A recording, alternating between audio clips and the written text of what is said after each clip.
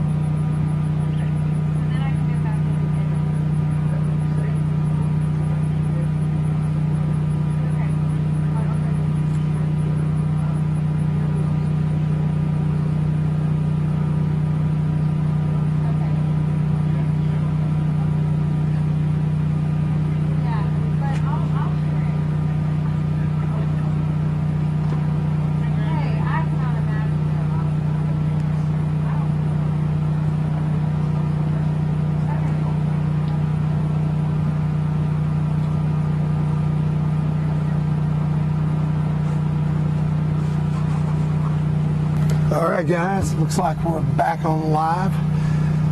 Had to make sure all of our equipment was functioning. Pardon for the little dead spot in there, but we are back on live. And I want to remind everybody that not only are we live streaming here on livestream.com/SRS, but we also have a lot of great content coming to you guys from our social media pages, Facebook and Instagram. Got some really good stories going on Instagram. You want to check out Super Retriever Series on Instagram for the great stories. Of course, we've had, for the last 2 days, we've had Derek Christian's Campus Waterfowl on Instagram. Young man that has just done a great job developing Campus Waterfowl on social media, getting photos from student, high school, collegiate, and others on Campus Waterfowl. Go to it, put your best hunting photos there. And then we also today have with us coming in to work the rest of the week, Alex Brittingham. Of course, Alex and her dog Gator. Gator the duck dog, Jack Russell Terrier, that is pretty doggone amazing. I mean, Alex is from East Texas and she's got a Jack Russell Terrier that is quite the duck dog that she hunts with regularly. So, you need to check out her. Alex will be taking over the social media duties today from Derek, who's done a great job for the first 2 days and sticking with her through part of day 3 here to get her acclimated. And then Alex will be taking over here in day 3, and she'll be with us also doing social media in days 4 and 5. Looks like we've got Randy Price here on the line as we come back to you guys. It looks like he's trying to pick up the middle bird, and I'm sorry I can't give you more of an update on the action with Randy. As you know, we had to go offline for a few minutes. So we got a new generator on. We've been having a little bit of difficulty. You may actually hear the generator in the background. Apologize for that background noise. There's not anything that we can really do about that. We got to have the generator in order to have power to bring you guys the feed. So for some reason our monitor's not working right now here, so it's also making it a little bit difficult, but we'll try to get right back into the action and update you guys. Leo's working with the guys over there to see if we can actually get to back to the quieter generator. We got Stuart, the diesel mechanic here. He's also running a few dogs, the amateur here, and they're fervently working over there to get back to our main diesel generator in the production truck.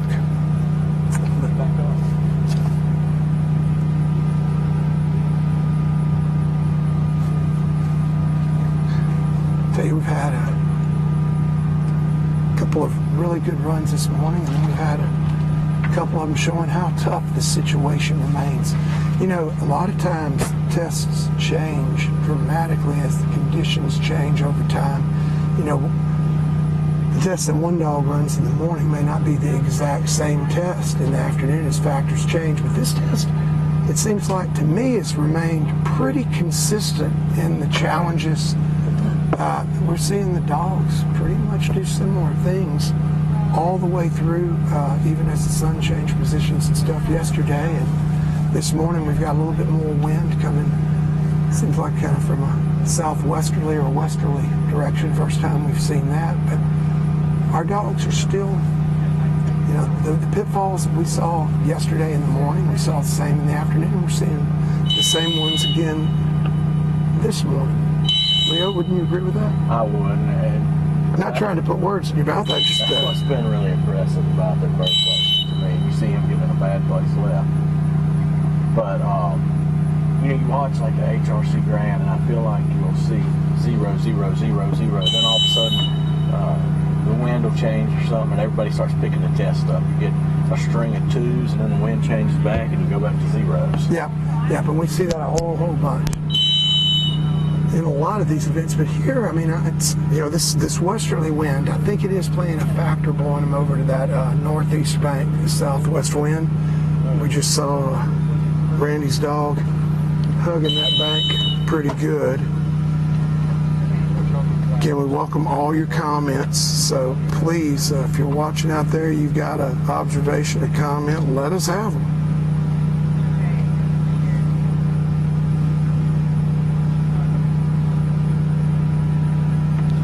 looks like our numbers, our viewers are coming back up pretty good. Appreciate you guys bearing with us through our technical difficulties.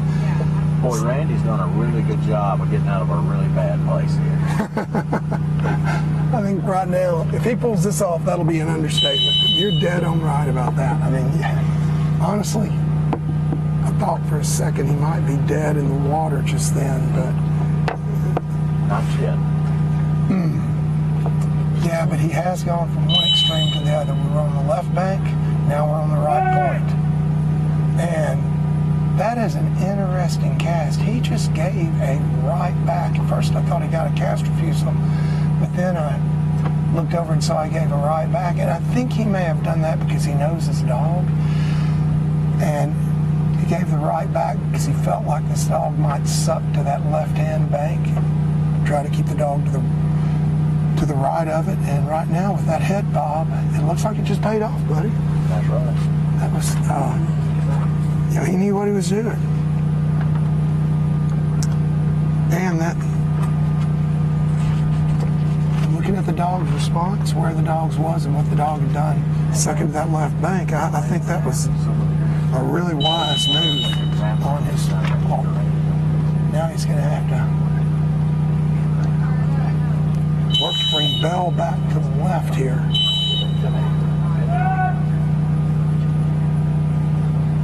Bell's a qualified all-age dog, so Randy and Bell are familiar with field trials. He ran a field trial last weekend and went out in the fourth. So it was an amateur. So They would, whenever you can make it to the water blind, you've had a deadgum good day. And you're right, their fourth was the water blind. Yes. Usually is, you know, I can tell you the first few field trials I haven't run a lot. Bobby's done a lot more than I have. Bobby's actually got open wins, but I've never won.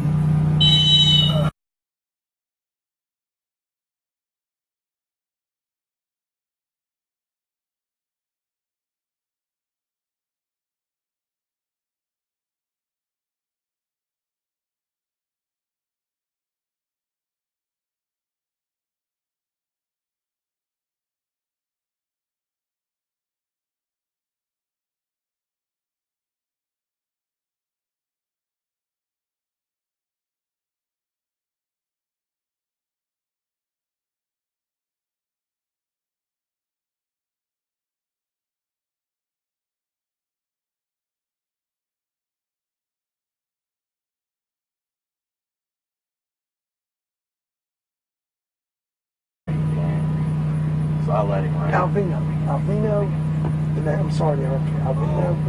Alvino Castillo.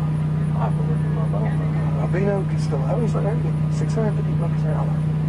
This old man, the guy finally finishes ripping me. And I said, I can't remember his name. I was like, Mr. So-and-so, I'm going to tell you the truth. This was the owner. I said, if it was up to me, I would drive to California. You and I would sit down and eat dinner, and we'd talk about this, and we'd shake hands, and that's how we would do it.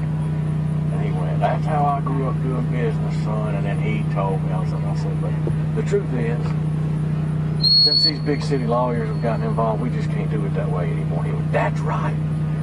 I said, so I've gone through here, and I heard your counsel, but that's complicated. I said, here's some changes that I know will help you. I said, our insurance covers this. It's not something he asked to change, but I feel like we need to change this. And he said, that's right. That's common sense. I said, but here's what I need you to do so we can make this deal work. And I put him like 3. I said, if we can just draw this contract up like this, I said, I tell you what, let's me and you agree. If I screw it up, I'm gonna fix it. If you screw it up, you're gonna fix it. I said, let's sign this deal and let's just treat it like a handshake. And he's like, we can't agree to that. And about that time, oh man, when I tell you what, that's what we're gonna do. All right, folks, look like we're coming down again with technical difficulties, but we're back. Leo and I patiently waiting here. Hope you guys stuck with us. We got Luke on the line right now. Who's Luke got here? This is Luke and Colt, his personal dog.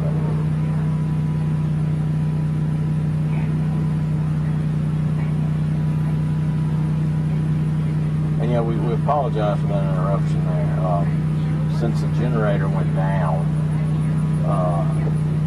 we actually had to switch generators, and once again, Stuart Williams went and got one from his rental store pumped out here, and we are up and running. So thank you to Ram Rental and the Williams family.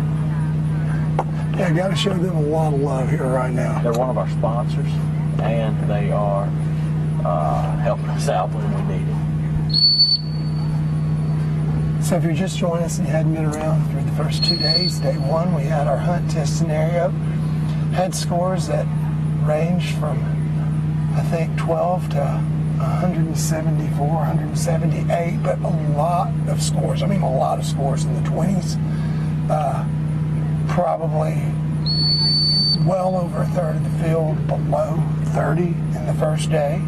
And here in day two, with about 8 or 10 dogs left, we've only had 2 dogs get under 30. So this field trial has been a very different story.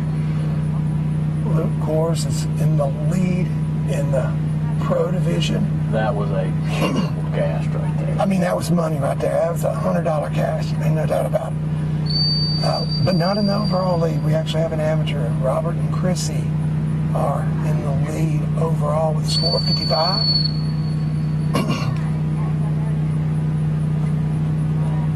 You know, you're really seeing, too, so few dogs have killed us. These amateurs, I mean, these professionals, a lot of times they get in a rough spot and they'll go ahead and pick a dog up because they know the field is so tough that they've got to be close to perfect. You know, that's like this. They're hanging in there and trying to scratch this thing out. Oh, yeah, you better believe it. You know, very few of these guys are overly anxious to pick up their dog or getting in a hurry about it because you just don't know what's going to happen next. And I'll give you a great example of that as well. You know, looking at these scores here today, these second series scores, we've got a 101, we had a 136, a pickup, a 101. Law comes in with Jordan and just slams it early on with a 24. But after that, scores jump right back up. 75, 59, 79, 102, 148, 122, 104, 213. A DNF, and just when you thought it was getting so tough the dogs couldn't finish, then we come back with a 90, a 63, a 108, a 42, which was only the second score below 50, a DNF, a 73. Lyle then retires general, no score, a 60, a 49, our third score under 50, a 70, a 155, a DNF, a 106, 98, 69, a 40, giving us our fourth score under 50, a 79, a 46, a 100, a 69, and a 91. So we've got 5 scores under 50 today, and only one, or in this series rather, and only one under 40. And we're certainly looking at a much higher score than that, unfortunately, here for Luke and Colt. Came in with a 25. I'm sure he's disappointed, but Luke still he's sitting in great place among the pros. He's in first, third, and fourth, and he's got the dog with the best score from the first series, Fire, yet to run. So I'm sure Luke's not real happy with the run that Colt threw together there. Although it was not terribly bad, Leo. Just not coming in here with a 25. Really what he wanted. I think with Colt and Fire, Luke's really looking to make a statement. I guarantee you, with Fire, he's going to be on his A game. Yes. And looking to try to take back the overall lead, which he left the first series with. Of course, he's in second in the overall, the first in the pros, but I think we're going to see a really determined Luke come back with Fire here in just a little bit. Well, one thing that's neat about this test, too, you know, a lot of times your guys that run the test over and over and over again, you find little tricks, you know what I mean? Hey, if I can shoot them in here, if I push them left and false line them a little bit, they'll get in there and get that bird.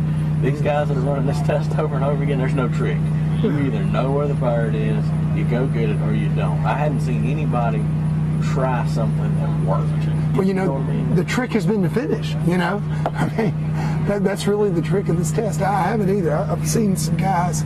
I will say that Lyle early on with Jordan, I thought he had a very, very smart run, and he very deliberately set Jordan up for that left-hand bird, and we watched the dog do exactly what he thought she would do, stayed wet till the very end, made a hard left turn, and picked it up. And speaking of Lyle, he's coming to the line and determined. He's coming to the line with Nikki. Nikki posted a 25 in the first series, and Lyle came in with 8 dogs. And Nikki, after the first series, let's take a look here. I don't know if you know Nikki's story. She is a really cool dog. Lyle got her from Adam Campbell. She was Adam's personal dog, and I believe Adam finished 4th or 5th with her in the Crown in 2016. She finished right there close to where River did. And Colby Williams was running River that year, and man, she's a special dog, really, really watery, so I'm excited to watch her run this test. Well, Nikki had posted Lyle's best score for him of a 25. Lyle came in with 8 dogs out of the 55 starters here, and uncharacteristic for Lyle, we see him after the first series of Lifetime right at the very top of the leaderboard. And 8th place is certainly not bad at all, but the best that Lyle was able to do in Series 1 was a 25 with Nikki, putting him in 8th place. So this is his last dog to run. He does have a couple of dogs that right now are in the top 10 overall. And I believe at least one in the top 5 in the overall, and I think he may be sitting in there at 6 as well. I'll take a look at it again in a minute, break out the notepad. And hello to Mr. Ron Anderson stopping by the broadcast booth here. Thank you, Ron. Congratulate me on the grandbaby. I am a really excited man today, guys, I gotta tell you. Super happy for my daughter Mackenzie and her husband Dylan, birth of our first grandchild, Maxwell Foster Odom. Although I do question the initials they chose. But anyhow, I'm not going to go there. My daughter would kill me. Can't believe I even said that on the live stream. Hopefully she's not watching. Hopefully not. So here's Lyle. He spent a lot of time getting Nikki ready. Very deliberate, as Lyle always is. We've got our monitor back. And I can actually see it just a little bit. Okay. A little. I can see his yellow hat. Earlier I could see it well for a minute, but yeah, the sun came back out. I tell you, I was enjoying that cloud cover earlier. How about you? I wasn't. I think the dogs were too.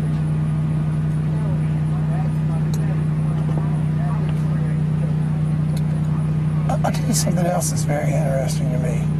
At the end of day 1, we had Luke in first place with Fire at 12, and then an amateur, Mark Gibson and Trigg in second place with a 14. Well, now we're coming down, getting really, really close to the end. Only 7 dogs left to run after a while here, 8 including him. And we've got an amateur that has a 27-point lead in the overall. And I'll tell you, Trigg is a heck of a dog.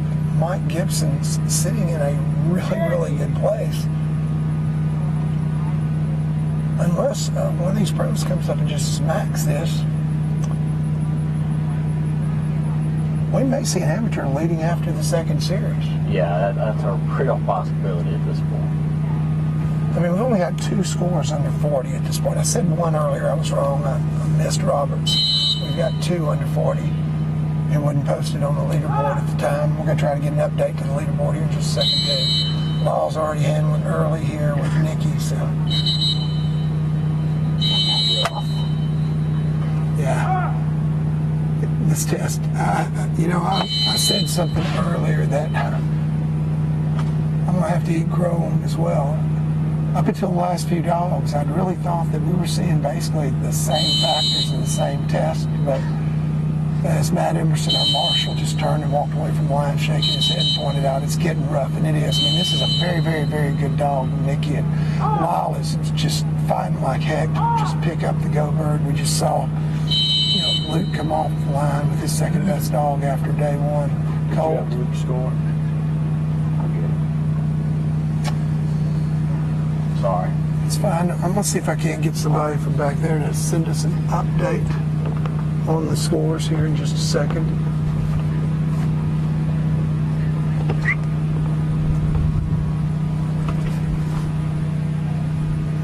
to try to get Stephanie Steinman to give us an updated scoreboard. It's been a while since we're a little bit behind here. So I want to give you some better scores. I think we've got 7 or 8 that have been posted that we haven't seen yet.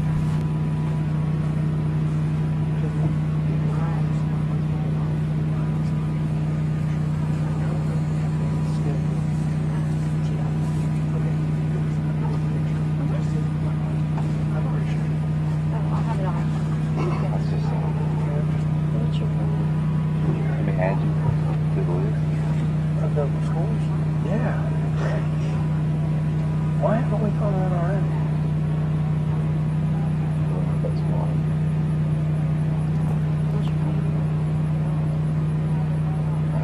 Lala. Not looking real happy right now.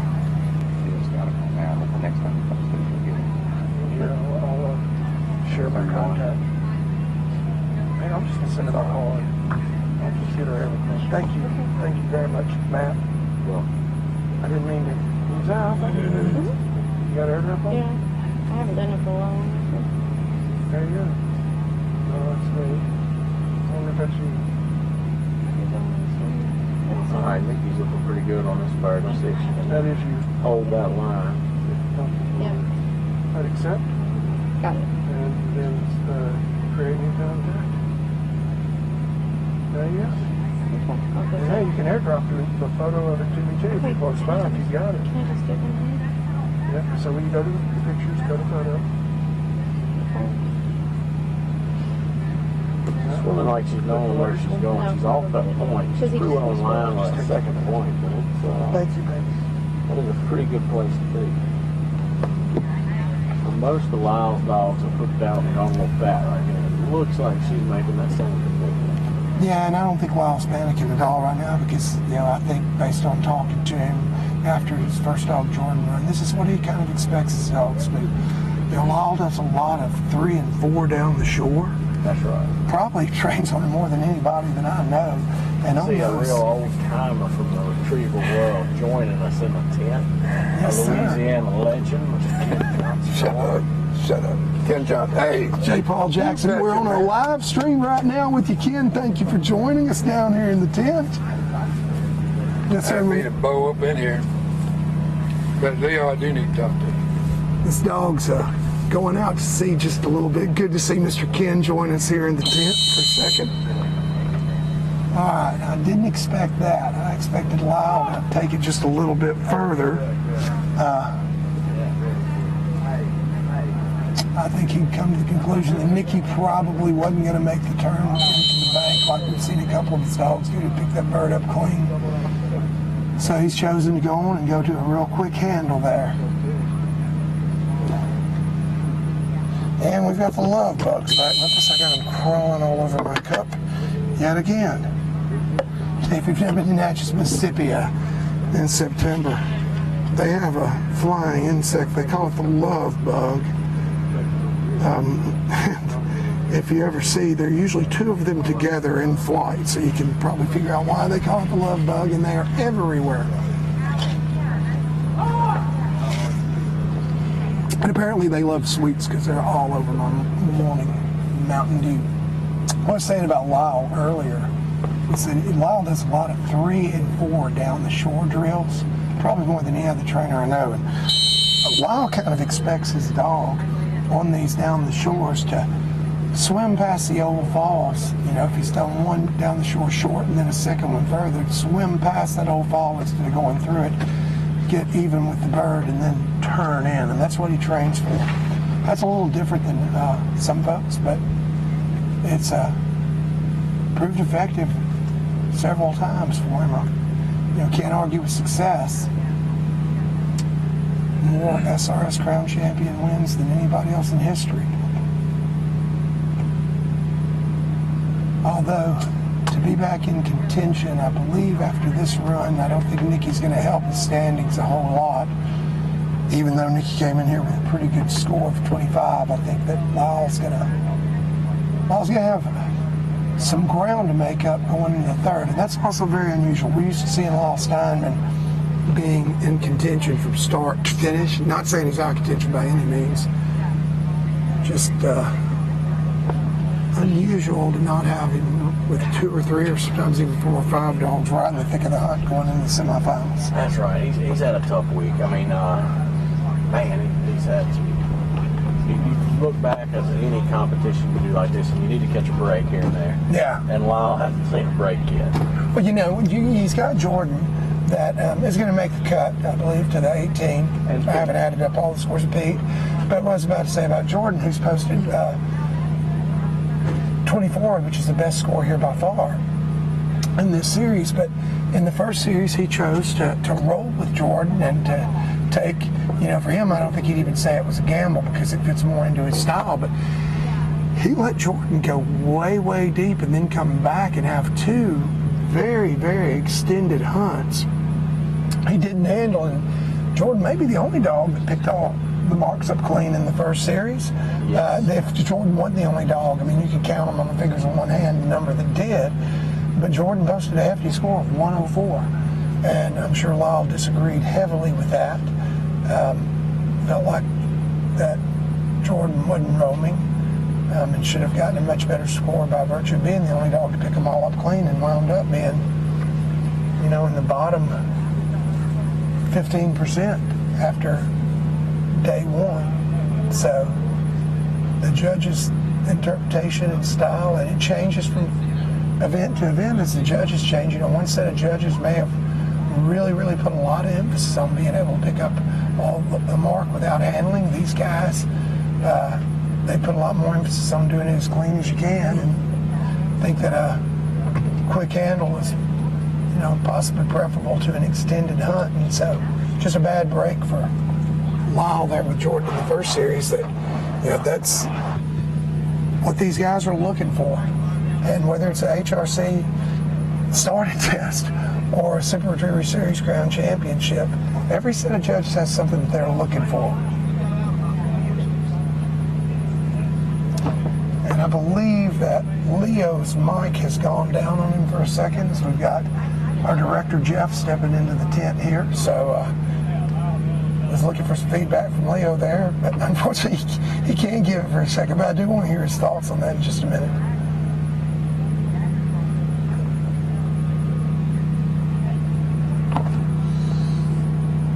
Also, if you're out there watching, we welcome your comments. All right. I believe I'm back up. So what did you... So what I was saying was, you know, there are as you go from test to test, whether it's, you know, HRC started or the Super Retriever Series Crown Championship, each set of judges is going to be different, and each set of judges, they're going to have specific things that they're looking for, and from set of judges to set of judges, it's not always going to be the same, in my opinion. Would you agree with that? Yeah, I mean, especially, you know, the core principles are pretty well going to be the same, but as you get out from that, just the way they view certain things, and especially as you get into gray areas. I mean, Jordan was in a gray area. Very gray area. So, you don't know how different judges are going to treat that. I mean, in a hunt test, and for sure, at the highest level in the Grand or a Master National Hunter, she'd have been out. Jordan would have completely been out. But I have been to field trial events and seen a dog be the only dog to pick up all the marks clean on the land and the water, particularly on the water. Actually, I can remember going to an open up near Paducah, Kentucky, at Kevel, Kentucky, on that beautiful grounds up there, where there were 8 or 9 dogs in the water marks in the open, and only one of them picked them all up clean. That dog absolutely had 2 massive hunts, but the dog got the blue ribbon because it's all about marking in the field trial world, and you know that judges felt like, hey, that dog won it because it's the only one that found all the birds on its own. Now, I would say stumbled in that dog's case in some ways, but that's what they were looking for. That's what those judges were looking for, and I agree with you there. You know, just because you didn't handle doesn't mean you shouldn't have handled. Amen. Exactly. So, and what I'm pointing out there, guys, I'm not picking on AKC field trials or Here comes Lyle Steinman, and he's Grant. smiling from ear to ear. What this has become, gentlemen, is whoever is the least ugliest. You got zero chance. If you get one clean, you might be a hero. She didn't see any of them. I'll tell you, Jeff, can you turn on our handheld right quick? I'd like to talk to Lyle here for just a second. Not sure Jeff's with us there, but Lyle's come up to the tent here and he just made the comment that this is the this event has become who can do it the least ugly, who can be the least ugly in this event. All right, here you go, Lyle. Tell me what you were saying. Well, what this has become after Bob and Chrissy killed it, but the conditions are like 175,000% different. And right now, what this has become is who's the least ugliest, and that's what it is. I mean, Nikki can stay in the water, and I don't think she's seen a bird. Because I was going to go for the middle bird first, and she didn't see it, and definitely she didn't see the go bird. That was obvious. But no, this has turned into survival, and I don't think we're done losing dogs yet. I don't think we are either, buddy. I know you're ready to put her up, and you're definitely right. And I just got a text here from another SRS veteran, hadn't ran in a while, but did it for a long, long time. Mr. Scott Greer says, man, I'm glad I'm not running that series. Painful to watch, LOL. And yeah, Scott, I'm glad I'm not running it too. Somebody asked me, boy, don't you wish you were out there? No, not today. Not today. Yeah, somebody said, why don't you grab somebody to run for test dog? I said, did you not watch that yesterday? Yeah, that ain't happening. I'm glad I don't have a dog with me where I could even be asked. Oh, I'll loan you one. We'll run you up there afterwards. We are definitely gonna pass. Definitely gonna pass. But I can tell you what, if you need to find me next week, I can tell you 2 sets of marks I will be running. Oh, I guarantee you. But there won't be a camera involved. Yeah, you know, that's what's great about living here too, man. You're gonna have the ability next week to come back out here and do this. And I guarantee you, Leo is gonna be, guys, if you wanna find Leo come Monday, all you gotta do is come right here to where we're sitting, and he's gonna be standing right there where Mr. Lee Howard is standing right now, I bet. He's gonna be challenging his dog, seeing who he's got that can do this. And if I lived here, I definitely would too. Yeah, there will be some training going on, I assure you. Yep, so I've got some more scores to recap a little bit for you guys. Leo watches the birds. Going to turn my volume down here just a little bit. And, thanks to Miss Stephanie Steinman. I tell you, talk about getting ugly quick. So listen to this, Leo. We had Robert who comes in here with Chrissy, and he throws up a 27 for a 55. Then you have Stephen who comes in with Mason, and he's 50 points higher with a 77, which gives him a 2-day total of 105. And then you have Jared, who's unable to finish with Storm, Bob, who is unable to finish with Ruby, Randy, who is unable to finish with Belle, and all three of these dogs put up 28, 26, and 26 respectively. And then Lyle, who comes in here with Luke, who had a 25 on day one, and throws up 138 points. No, I'm sorry, Luke, who comes in there with Colt. We don't know what Lyle's done with Nikki yet. Luke, who comes in with Colt, day one, 25 points, and throws up 138. And Luke has owned this test thus far. So, yeah, the conditions, you know, I said after Robert ran Chrissy, it was immediately after that run, I believe, that I said that we've stayed really consistent day to day. And boy, I bet you there's some people that like to come slap me right now for that in the stand. There are probably some people that like to come slap me anyway, Leo, but definitely that was not, I hope that wasn't the kiss of death, but yeah, that's amazing.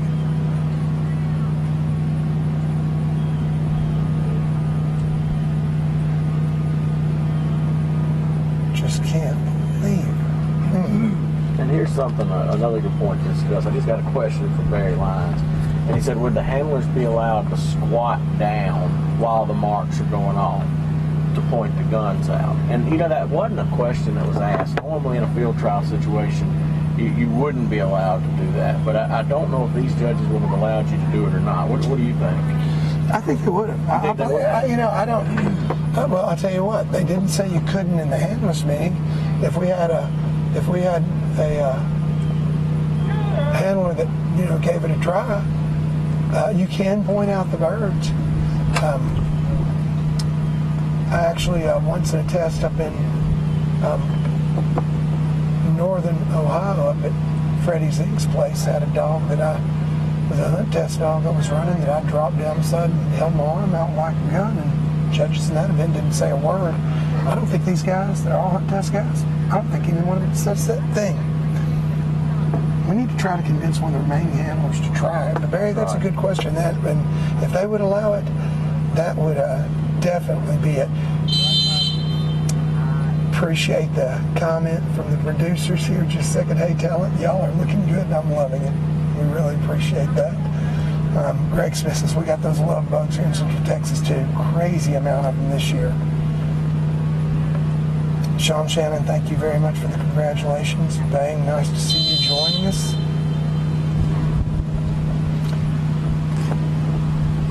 Yep, and Jake Schmidt said, out in Grand or Master National Hunter, interesting in comparison to yesterday, and he's spot on in that,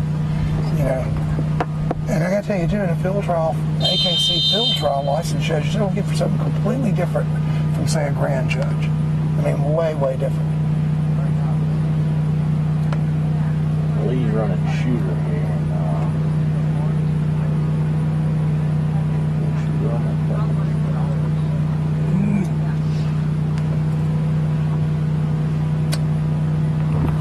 I've lost shooter. He's behind this hole from us. I can see him on the screen over here. He's headed to the shore. He's not in a good place. He's left on the big bird. I think it is the wind coming in so hard from the south-southwest that's influencing this. What do you think? Yeah, I mean, earlier I don't think we had enough wind to have a big influence, but right now that wind is not Lee's friend.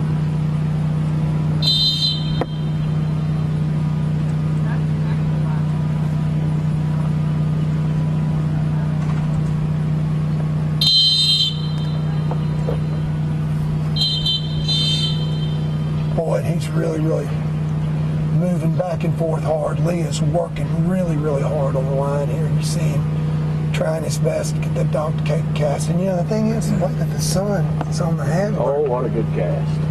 Oh, that is two dogs, two different casts, one from one point, one from a different place. That's two dogs we've seen right here at the end of this thing that were just struggling mighty, that all of a sudden got the big hero cast out of it. And he's picking up the bird. Do you think Lee Howard is relieved right now? I bet you Lee Howard, and Lee is not a betting man, but I bet you Lee Howard was not betting on getting that cast. I bet you he wasn't either. I mean, he was working it, and you saw the camera on him just then, too. The sun is shining right on him. I mean, the dogs ought to be seeing him. It's just that wind is such a factor, particularly in the water. You see Lee's dog get out. Up there, the camera's back on him. I mean, the white's showing up really, really good. These handlers, the dogs ought to be getting a very, very good look at him. I'm willing to bet, too, that a 95-yard over across a point off the end of a tree and through the bird wasn't one of the drills Lee ran before he came here. I guarantee it wasn't. I'll tell you, that wind's really picked up. I hope we're not getting too much wind noise in our mics right now, because it's dead in our face, folks, and we haven't had it like this yet. This is, it is really, really out there.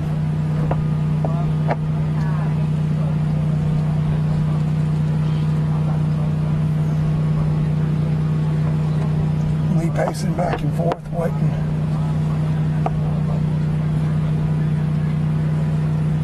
Okay, and this is a long swim, and that's got to be, it waits for shooter to return.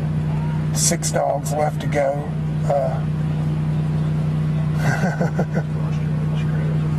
Yep, Greg Smith says that he'll be running that one after this, though, and he's dead on right. I wish I could come back here and train this week. This is just the most beautiful grounds. If you're in the Natchez, Mississippi area, you need to come by and check us out here. this ground is really, really something. It's a trainer's dream. I'm jealous of Leo here getting to train on it. Also, while we're waiting on Shooter to come back, I want to say a big thank you to our friends at Eukanuba. Last night, Brett, Jenny, Ashley, and the rest of the Eukanuba crew had an absolutely wonderful dinner at the camp, which is tucked right on the river on Silver Street off of Canal here in Natchez, Mississippi. We really thank the upstairs staff at the camp last night. They were wonderful. The food was unbelievable. Those shrimp tacos, man, I'll tell you what, they were WMB food. You know what that is? I do not. Whip a man's butt to get some more of that. I mean, they were very, very good. The sliders were excellent. I actually packed up a to-go box of the wings and slaw and took back to the hotel and stuck in the refrigerator. That was some of the best food. And thank you very, very, very much to our friends at Eukanuba, who not only present the Super Retriever Series Crown Championship and make it possible, but also for the great dinner that they threw last night for the judges, handlers, and crew at the camp. And if you're in Natchez, not only is the food great at the camp, but the view is also unbelievable of the river. I had a really good time sitting out on the deck talking to Jeff and Terry and several of the other handlers, John and Suzanne. Oh man, that is heartbreaker. Shooter just came. I mean, he ran 6 yards from that bird and disappeared over the hill. Come on, buddy, check up. You know, I'm sitting here watching the action while I was talking. Okay, he's actually getting the long bird. Okay. He had already picked up the short bird while we were changing mics. Yeah, I was wondering what Okay. I was sitting here looking, watching him go. I was thinking, this is a pretty good run going. And yeah. Well, he was changing my mic. I just assumed he hadn't picked up the short bird. And I was trying to cover the mic change by just rambling on and watching the dog work and whatnot. Really good job by Lee poking him in there. Man, I thought he had just missed it. Thank you, Benjamin. Really appreciate that nice comment. No, he did it. And I guarantee you he's very, very, very relieved right now. And actually, you know, the left bird wasn't pretty, but I don't know how far into that black hole he'd fallen before he got that superhero cast back out of there. But I think it could have been very, very, you know, I mean, it could have been a lot worse. Be interested. Right. This score may not be that bad after the way he just did that bird. You look at that run, and you know, I was just saying, you always need some luck sometimes to get out of here. And that big right-hand cast, I'm not saying it was all luck, but there was definitely some good fortune in that. Oh, there was just a whole ton. So if Lee ends up coming back with Shooter and making a big play at this thing, that's a cast he will always remember. Amen. Next up, we got Clark Kennington and Shooter. I'm sorry, and Stroker. We got Lee Howard and Shooter. Stroker, I don't think he needs a lot of introduction. He is a big black dude puppy, and he is a big black dude. That is a big dog. That is a big, big dog. And I'll tell you what, I don't know if you caught it, but Joel and Anya, Shooter's owners, they were just as happy as they could be. That's right. You know, watching him take that right-hand bird and pin it down like that. It doesn't matter what happened on the left bird. They love Shooter no matter what, and they're very proud of Lee. Of course, they joined us last night at the dinner at the camp. Miss Anya actually had to come back because he forgot his phone. For a long time, I was walking around with his phone, and it's password protected, so I couldn't dial anybody and figure it out. But she did come back and get his phone. Really, really nice people. And, you know, you can tell they love Shooter. He's a really, really nice dog. Had a great first series and finished off strong here in the second series. That's they participated in the Big Hats and Bow Ties too. Oh yes, they did. I don't know if you remember his coat. I do remember But it his was coat. very loud, very trying to make a statement, and I think Shooter just made a statement as well. Yeah, I think he was trying to win the bow tie competition as well. I do, and actually our next dog up is owned by Doug Weiss, who did win the bow tie competition. Yes, that's right.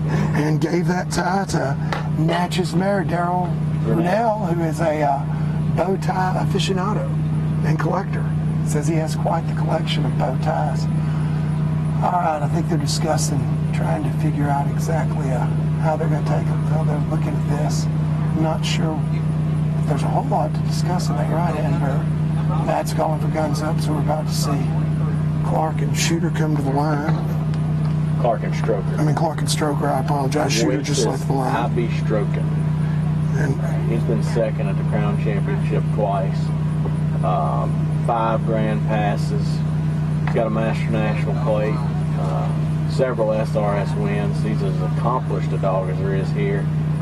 So I know Doug and Clark are hoping that this is Stroker's year. oh, I guarantee you they are. And it very well could be. So we're coming down to the wire here. After Stroker, we'll have our final 5, but we still got Stroker's 6 dogs to go. And we're in the last 6, which were all under 24 points. Stroker coming in that first series with a 22. And only 3 dogs below it, so he's actually tied for 4th place. And I do want to point out, he is one of the 3 dude puppies that had a score of 22 or under. So 3 dude puppies left in this with scores of 22 or lower. That's impressive. That is extraordinarily impressive.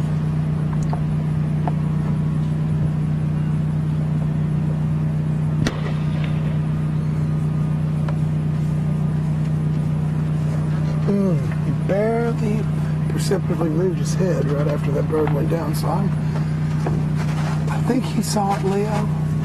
And I'll tell you, did it seem like bird 2 went off pretty quick, or was there just a delay between 2 and 3 that's longer than what we're used to? Yeah, I'm not sure. I didn't notice. What I was thinking was he got a favorable throw on bird 2, and I didn't like his throw on bird 3. No, I didn't like the throw on bird 3 at all. All right. Checked up and turned around to run back in, so that's not a pop, in my opinion. Judges may view it differently, but it's not a pop. And at first I thought he'd pop, but then he started acting like he was going to come back for the short bird. Really good cast. Staven made the decision to continue on for the go bird, and it was definitely a handle to the area. Did you see it? Were you watching? No. They were bringing our lunches. Stroker hit the top of that second hill. He was on a really, really nice line, and he turned around, but he didn't stop. It looked to me like he took a couple of steps back toward the middle bird before Staven gave him a really quick whistle, and then just one cast. Clark, I apologize. Folks, I was up till 4 a.m. waiting on the birth of my grandchild and back up at 6:30. I really apologize if I'm not as mentally acute as I would like to be today. A little sleep deprivation coming in That's here. still a good mark. You look at Oh, no, it, that's why I was saying that was more than 14, 15 points on that. How about you? Definitely. No, actually, I could see that being a 12-point mark. That's right. Yeah, 14 at the most. Which, if you came out of here with 3 12-point marks, you'd be feeling really good. Matter of You'd fact, have the 3rd best run so far. you'd be winning. Yeah, only 2 dogs with under 40, a 24 and a 27. So you would be, and you would have a commanding lead coming in here with the 22. Well, no. In the pro. Yeah, in the pro you'd have a commanding lead. You'd be really close to the overall.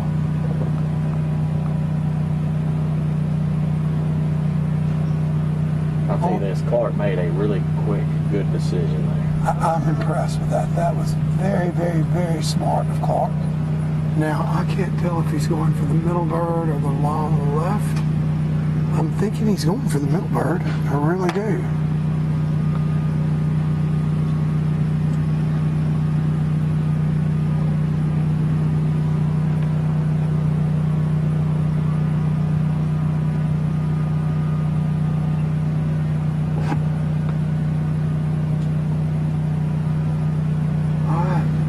Got him in the water. Now he's in that one of those positions where It's decision time. yeah. He. Oh, No, what was that? So we had a. No, did you hear the noise? It sounded like a funky whistle, and he turned around. I tell you, the judges don't know it. I'm not sure if watching you could hear it. Pretty sure you couldn't. That, yes, he definitely did pop. I don't know if Clark accidentally blew the whistle, but I distinctly heard what was like an abbreviated whistle.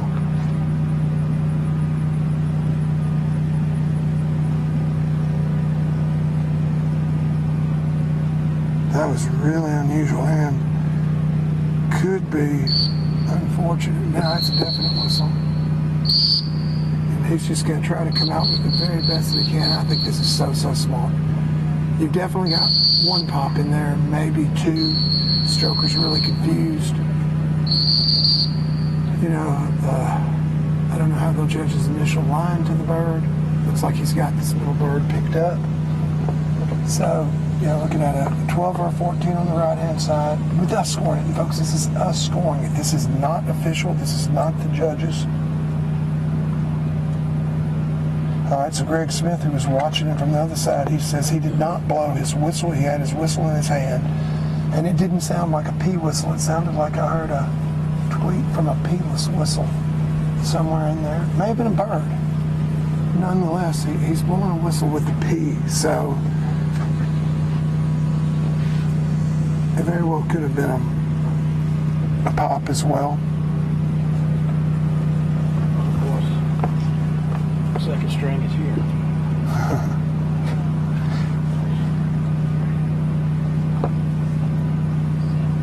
Thank you, Jake Schmidt. Appreciate that a whole lot. And Greg keeping us up on that. Yeah, Greg, I don't know what happened there. If any of you guys watching could hear, thought you heard something that sounded like maybe an abbreviated P-less whistle before that pop, I'd like to know about it. Maybe I'm just hearing things. After all, it was a left note. Now, Leo Stroker gave him a really good look at that left-hand bird. Clark gave him a really hard send-off, and I see Stroker seemed to leave the line with a whole lot more purpose. He did. Than he did on that middle bird. So they very well could have been a pop. It could be that, you know, dogs tend to pop when they're confused. Yeah, and he really looked confused when he left the line. But this isn't looking good here. I think Stroker doesn't realize he's picked up that middle bird. I think something I do know about. Yeah, I do exactly what he's doing. I want to hear this. Sorry. After he gives his cast, what do you know about Stroker? He is a handling machine. I think that is shown right here. You know what I mean? Even though he didn't necessarily know where these birds are, he, you know, he's confused on the marks. But I'm confident if this proves to be false, I'll just have to say I was wrong. But Clark can get him there, and it's going to be with minimal damage. You know, I'm betting 5 whistles from this point on. Maybe 6 gets him there. Be interesting. And again, if it does, you got 10 points for the handle there, and then you know you got 5, even 10 whistles. That's a 30-point mark. There are a lot of people that would have loved to have had a 30 on this. Oh, absolutely. You know, we know from Matt's description yesterday. By the way, if you weren't watching yesterday, let's talk about the line to that long left-hand retired I want to say that was a great whistle. Yeah. Let's stay with the analysis for a second, then we'll tell you about the line. You're dead on right there. I mean, that dog's shoulder dipped just a touch, and Clark hammered on that whistle and said, hey, buddy, that's not where we're going. And I'll say this for Clark. I watched it with Mason earlier. I'm watching it now with Stroker. Man, Clark is showing a lot of savvy here.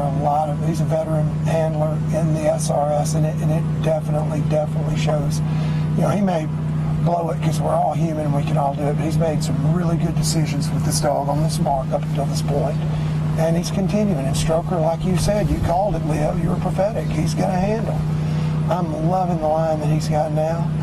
You know, you see him, he's got his shoulder into the wind, but he's not angling into it. He's not pushing off into the wind. He's just not really letting it affect him bad. And I got to think that wind has become ultra significant at this point, pushing these dogs. Look at, he just came out of the water, turned his shoulder into the wind again. This is a pretty good place to be. I think he's going to get the log. Do it, Stroker. He got one. There you go. And then a great whistle, another good stop. I totally agree with that on Clark's. Now can he see? Yeah, I think Stroker actually looked over at the bird, possibly, and then turned and looked back at Clark like, yep, I know where this is. That was not a bad mark. That was he got it. And that was excellent example of some really good handling there on the part of our handler on the line. Clark Kennington did a great job. Yeah, that was a really good job. And, I think, I don't know, a lot of people say he let him get left, and left wasn't where you wanted to be. But I think if he had blown the whistle before he got to that log, he would have thought he was casting him around and to the right and ended up back in the water. Well, what do you think? Oh, I think you're dead on right. I mean, yeah, I agree 100%. And we've watched dogs get way further left than that. That's right. And we've seen a couple come out of it. I think Clark knows his dog. And he was doing okay. We got some interesting comments, Leo, that I got to give you right here. So, I said earlier that I thought I heard something that could have been perceived as a whistle prior to the pop. So, I'm reading comments as well. Chad Carmen says you could definitely hear some kind of whistle on the recording. It wasn't from him, though. Greg Smith says, I couldn't hear a whistle, unfortunately. Chad says, rewind and replay. I have no idea what it was, but it sounded like a whistle on the recording right below the pop. Greg Smith says, I did hear something a few seconds before Jay Paul says something that could have been the reason for the pop. So, after a long night, okay, great. I wasn't hearing things, and now it's unfortunate. I would think, Leo, that the judges are going to have to treat this as a pop unless they heard it themselves, but then they're still going to have to call it, a handle to the area, maybe or maybe not. He didn't get the 5. I do think he had a pop after that, though, and that definitely, if you're the judge, or if I'm sitting in the judge's seat, that would make me question, okay, did I think I hear something and then the dog responded because I thought it was a whistle, or now he's popped again? Was the first one a pop? And man, either way, it's really unfortunate, but didn't seem to faze Clark at all. He hung in there, with Stroker, and he overcame it. And something that's interesting, in 2015, they were running the SRS at Pepper's Pond, and man, another dog that Clark runs popped 6 times in the finals, and there was a red-winged blackbird. That's what I thought you were going to say. Every time that bird would make a noise, man would pop. Clark got second. It cost him the difference in first and second. Yep. So I can tell you from experience, Clark does not like red-winged blackbirds, and I'm not too sure that the red-winged blackbird hadn't struck again. I think it very well may have. I hadn't seen one around here, though, but I agree with you, and I've experienced the exact same thing in training. As a matter of fact, Leo, I used to have a place that I would go to and train regularly in the springtime because it would have red wings coming through, just so my dogs could get used to hearing it and differentiate between the sound of the red wing and my whistle. But as a matter of fact, I'd like, and they may not be willing to give it to us, but I would like to get some feedback here if we can with the 5 dogs left to run at some point. Get a chance to step up and get some feedback from our judges concerning that and see what their thoughts were on that. Did they think it was a pop? Did they hear what I heard? Or you can do a sign. It had been pointed out earlier. We knew that it had fallen down, and thank you for pointing that out.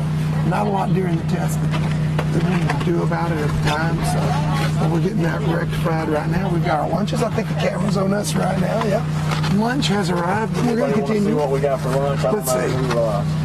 Oh, we got some jambalaya and salad. Looks good. I'm not sure where it's from. Maybe they'll let us know so we can give them a shout out. Hey, if anybody knows where our lunch is coming from, put it in the comments or text us if you got our phone numbers and let us know. Because I got to say, man, the food that we have had here, we were bragging earlier on the food last night at the camp. I mean, it was absolutely wonderful. But the caterer here, this is day 3.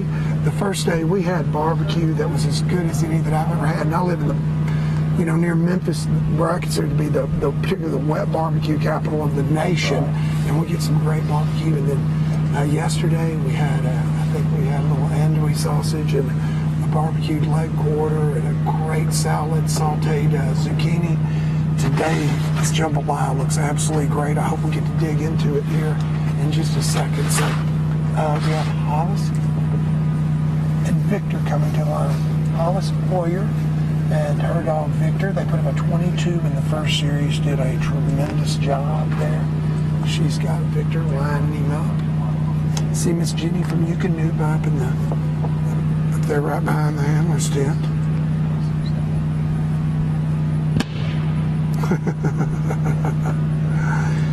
Yep, Jake Smith came in and said there definitely was a whistle as well. So we've got a lot of people that see that. Greg Smith, they need the instant replay from the booth. Referee timeout. LOL.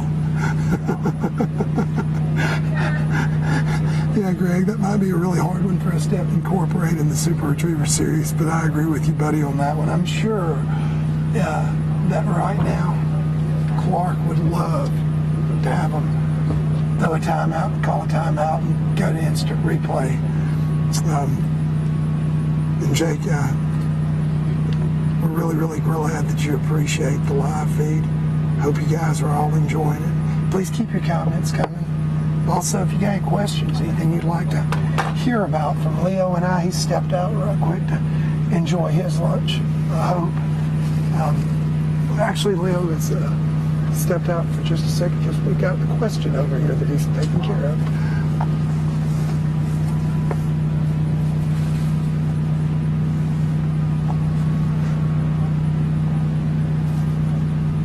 All right, it's hard for me to see you pick up Victor here. Victor definitely left for the Go Bird. I have lost Victor for a second here. Hollis is looking expectantly in the direction of the Go Bird. Hollis has a lot of confidence in Victor. She told us that, oh, here he is coming back over the first hill. Now, she's stopping him. Let's see what her decision is. All right, that to me, I would have definitely given a right. And I think Hollis made a wide move to give the right with a little bit of a verbal in there, and she got a direction change out of Victor. Hollis told us after the first series, we had, Victor just hung up hard on that first hill. Nope, now he's back on the second. I think he's getting a nose full of the bird right there. And probably had a whistle refusal there as he smelled that bird. Not sure how the judges are going to interpret that. But he's got it picked up, and we've sure seen worse. Now, we interviewed Hollis and Victor after she had such a great first series throwing up that 22. And she says that Victor sleeps in the bed with her every night. So he's definitely not just her dog and training companion. Victor is by far her best friend.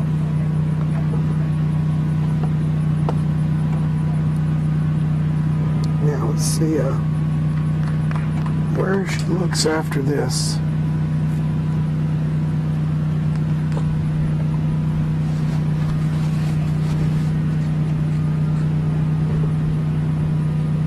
Tell you what, mentioned that Scott Gurr was watching earlier. Scott was one of the great competitors here in the SRS. His dog Liza was there at the very, very beginning. Had some great dogs run through the SRS. Candy's one of the most memorable to me. Glad you're watching, Scott. We miss you running, buddy. Would like to see you out here again one of these days. Thank you for the feedback. Now, this is interesting. I mean, Hollis pushed Victor back, but man, Victor's looking really good. Just a little bit to the left of it, but this though has been just a little bit inconsistent, not bad. Victor went right into the area where we've been seeing this bird thrown earlier. I think the bird was a little bit shorter than we've seen. Initiated a hunt, and now Hollis is going to have a quick handle. I feel like that's a handle in the area. That's exactly what I was about to say, potentially in the area. I think Victor indicated that Victor knew where this bird was. And you know what, Leo? I think that Victor... Hollis... Yeah, Victor's all in. He's already indicated on that right-hand bird that when he gets a nose full right now today, he's not going to sit. Probably picked up an unnecessary whistle refusal. That's one case where... And here's the deal. So I don't sound like a hypocrite to tell you guys as a professional what we're thinking about here, Leo and I. You know, we made the comment yesterday, after you start handling, you keep handling. Don't let the dog go into hunt mode. But there's an exception to every rule, and I thoroughly believe what we said yesterday is probably the principle that you should go on. However, let's take a look at this run. Here's why I say that Hollis probably shouldn't have blown that whistle. On the right-hand go bird, Victor got over there, the wind's coming into our faces. He smelled that bird. She gave him at least 2 whistles that he pretty much flat out refused because he was trying to honor his nose. So coming back on this middle bird, just then you saw him get very, very birdie. He was within just a few feet of the bird. He'd already demonstrated that right now he's in self-employment mode and is probably going to honor his nose. And so that's an instant where, based on the experience of the prior mark, I would have probably, with him that close, waited a second before I blew that whistle. What do you think, Leo? Yeah, I mean, that's exactly right. You get in different events, and I know at the Grand, the dog gets close to the blind hole, and they know where it is. If you blow a whistle, you're wasting whistles. Yeah, definitely.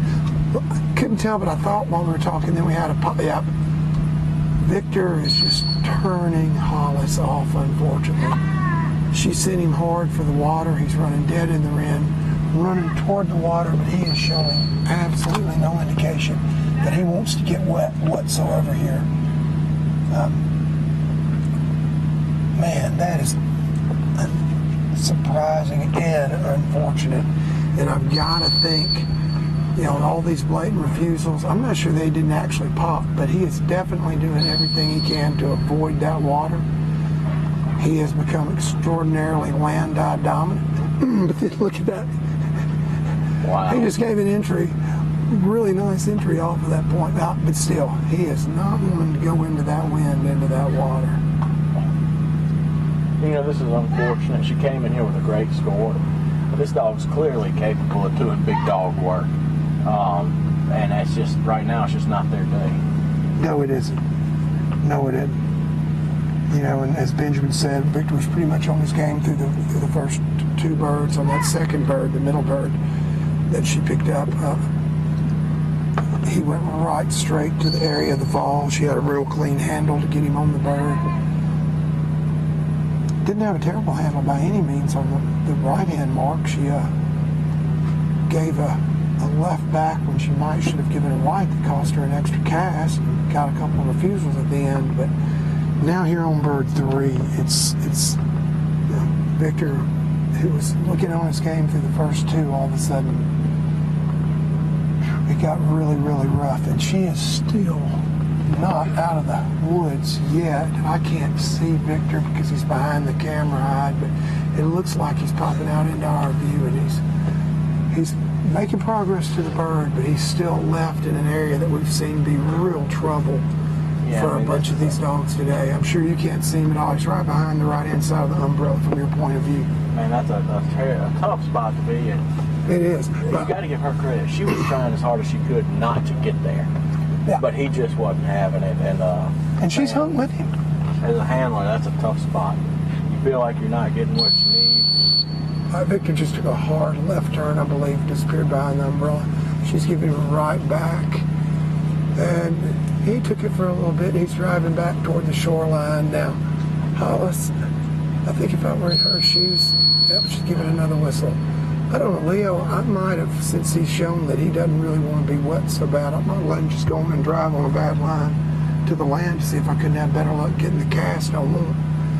Because it looks like he's still going to beach in about the exact same place as he would have. You've got to make a decision, either bring him in or you got to change something. Yep. Because you're not getting what you're asking for. And that's what those judges are looking for. They're looking to see, with that cast, did he improve it? And again, he may be a few inches to the right of where he was going to initially beach, but she's given pretty much it's just a slight angle back. It's mostly a right over, and she's giving mostly a whole bunch of back.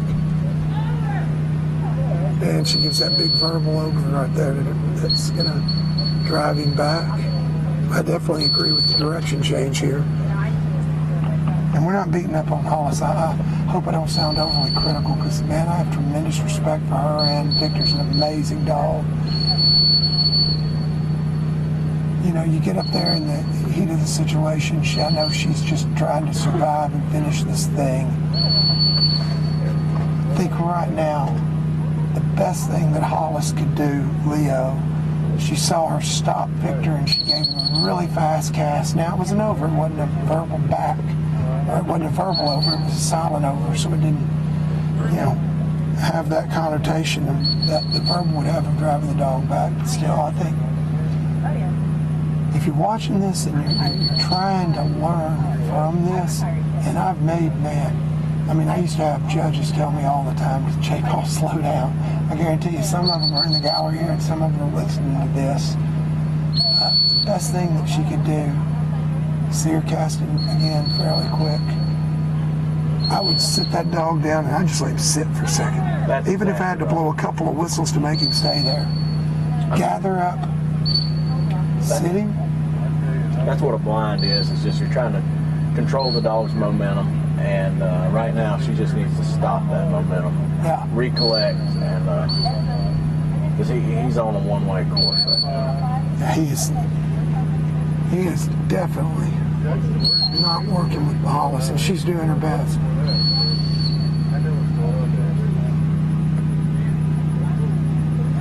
There you go. That was a great cast. That is 3. It may not work out from there, but by golly, that was a huge improvement. That's 3 times today we've seen a dog that I thought was not going to finish. Honestly, that has taken a monster cast. And hopefully Victor will go on to finish for Hollis here. Such a sweet lady. Nice dog. Just not on his A game here on this 3rd mark. Chris Gilbert, I'll let you guys look at it in the remarks, but Chris Gilbert, I would definitely agree.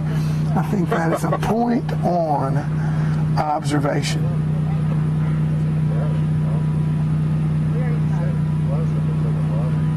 Ron Compton asks a really, really good question here, Leo. He says, if a whistle inadvertently was blown somewhere else, basically, I'm interpreting Ryan here, I'm not quoting you, I know, but basically what I'm getting out of this is, if the judges perceive that the dog did hear something that caused the pop and it wasn't a true pop, how would the judges proceed to score the mark? Well, that's a really interesting question, Ryan, and I don't think either Leo or I have an answer to that. I think it would have to be a really special situation for them to consider it something other than a pop. Like, somebody's kid's got a whistle in the gallery and they accidentally blew it. But we did hear something. Maybe it was a bird. You really don't know, but, birds, they're birds when you duck hunt. Yeah. I really don't think anybody blew a whistle. And I think they would have to really... Yeah, we heard something that sounded like a whistle. We weren't saying it was a whistle. That's right. Right. And I mean, inadvertent things happen. Heck, we saw a crop duster fly through while the dog was running yesterday.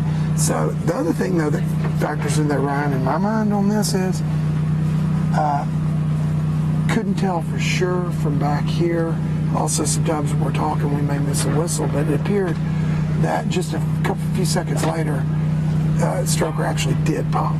And so that would definitely, if I'm judging, and I'm questioning, hey, was that a pop, or was that where the dog heard something that inadvertently interfered with the test, and then he pops again? Well, okay, it doesn't matter, because now he definitely has popped.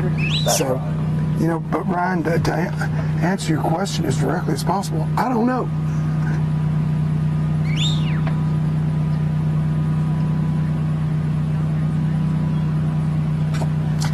Benjamin Hewells makes a great observation. He says, a lot of things look easier on TV than in person.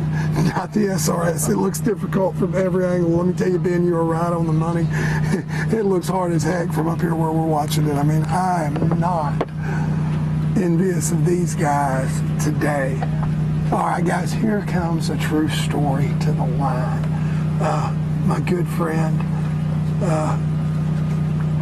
one of the legends, really, of HRC, long time member, former president of Pin Oak, has served the HRC in a whole bunch of capacities, Mr. Larry McMurray, and Grits. Now, you hear us talk about Pepper's Pond all the time. For those of you guys that don't know it, Pepper's Pond was actually a project that Larry actually and Pin Oak Club initiated in Mayflower, Arkansas. Pin Oak's basically the Little Rock, Arkansas HRC Club, to create an area on public land there at Mayflower, Camp Robinson, a public training ground, and to make it the best that they possibly can. And in honor of Pepper, Larry's first grand hunting retriever champion, who Larry trained 100% by himself, participated in the first 2 or 3 great outdoor games. I know he was the first one with Pepper in Lake Placid, New York. I'd have to take a look back at the historical standings. I believe Barry Lyons actually won the first SRS. Then it was part of the Great Outdoor Games gold medal. Barry, who's been listening and who is a legend himself, Barry, and thank you so much for watching and listening, putting up with Leo and I's commentary. But, Larry was there from day one, and now almost 20 years later, Larry is still back with us with his latest dog. He trains all of his dogs himself. Grits is a Grand Hunting Retriever champion, master hunter, 100% amateur trained, and at the very, very first championship, Larry walked the line at the very first one in 01, and now he's walking to the line at what I believe is the 18th, almost 20 years later. Man, that is a nice bird for Grits. He ought to give $5 to that thrower. Let me say, Grits is capable. The second person in bad shape. She's capable of killing this. Nothing I would like to see more. I mean, as commentator, good mark. Grits saw that dust move. We may see something really special here because she is super, super capable. And guys, we want to be as unbiased as possible. All the loads of these guys are our friends, our peers. We respect them. Try not to root for anyone. I want to see everybody do good, but it would do my heart good to see Grits. Oh, no. What do you think he's thinking? I don't know. Because she's not in the fall area of anything. I think it was one of the first SRS games that, or ESPN Great Outdoor Games. Larry got second, and it was by like one whistle. Oh. Do you remember that with Pepper? Yes, yeah, Pepper was a medalist. Yes. And I don't remember if the first outdoor games was 2000 or 2001. I think Barry won in 01. 01. And then I'm going to have to go to the archives. Yeah, Maury Davis just said don't jinx us, J. Paul. 19th. This is the 19th. So I guess it was 2000 was the first one. Thank you very much from SRS production crew. It's 19th, the SRS Great Outdoor Games or Crown Championship. And I sure hope we didn't jinx Larry, because I want to see this dog do well.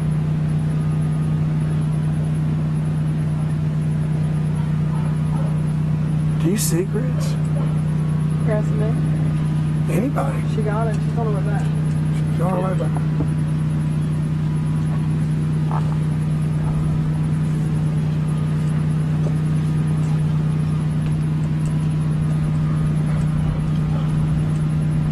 And I mean, it wasn't probably the start that Larry would have liked, but by no means is she in a deep, deep hole there. Dr. James Sykes from Hattiesburg, Mississippi, just made a request that we give a description of the test again for those that are just joining us, and I think that's a good idea. Yes, I think that we know a lady that would probably appreciate us doing that as well. So as soon as this Grits finishes running here, it looks like he's going for the long left-hand bird while she's on her way back after she picks it up. We'll go through the test. Oh man, this is a bad place.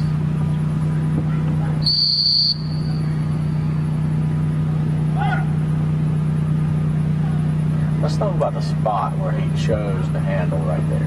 All right. If he waits another 5 feet to handle, he is casting her from the left to the deep blue sea on the right. Yes. But where he stopped her in time where honestly she got back in the water and she was headed for more land on the right. Then he was able to stop and get the back. So you talk about 2 or 3 strides making a difference. I really believe that his chances of getting her in the water right there were much higher where he stopped than had he stopped 5 or 6 strides later. What do you think? I think that's a very astute observation, Leo. He picked the right place to stop her. Sometimes it's so hard if you let him get completely dry to get him back wet again. Although Grits is a pretty honest dog. She's been going on a really good line. Just started to deviate. There's something sucking her to the left. She was on a beeline for about 15, 20 yards. Now she is.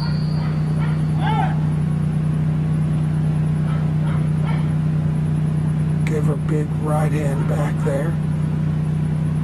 2 different styles there, guys. Some guys will give that right hand back They train to tell their dog that means stay off the land. Others would have given a left hand to stay off the land. For Larry, I'm sure his right hand wasn't intending on pushing her toward the land. He trains to have that dog go past that point, and even though she got on it, which is probably not what he was looking for, he got her off really, really fast. He didn't fight her about not getting on the point either, which I think was an interesting and probably really, really good decision. You know, and she's taking these casts initially really, really well. I really don't think the grits is scalloping at all here. I think that wind, I mean, you guys can see from home the ripple on the water. I hope we certainly see it on the monitor here, where that wind is really picked up. And man, it is pushing those dogs hard to the left here. That's a major change from anything we've had through all of yesterday and starting into today. And looking at the monitor, I'm watching here, I don't feel like you get the feeling, looking at it on that screen, that it's as big a swim as it is. That is a big swim. Big swim. He blew the whistle and she was just about to take a beeline for that bird. Now she's thinking anymore. You know, we talked about training for direction change. This is where sometimes it can bite you, because I'm sure Grits was thinking, okay, I was started to go right. He stopped me. He's got to want me to go left. Can't blame the dog for that. Up, over the log. Not sure Grits didn't just win the bird. She did. Boom. Larry's up. He's glad he got that one picked up. All right, guys, so we asked for a description of the test. Let me tell you what we've got here in the second series. We started. Do you want to go through the test for them? Sure. All right. What we have here is basically an indented triple. We've got a left-hand bird that's 270 yards.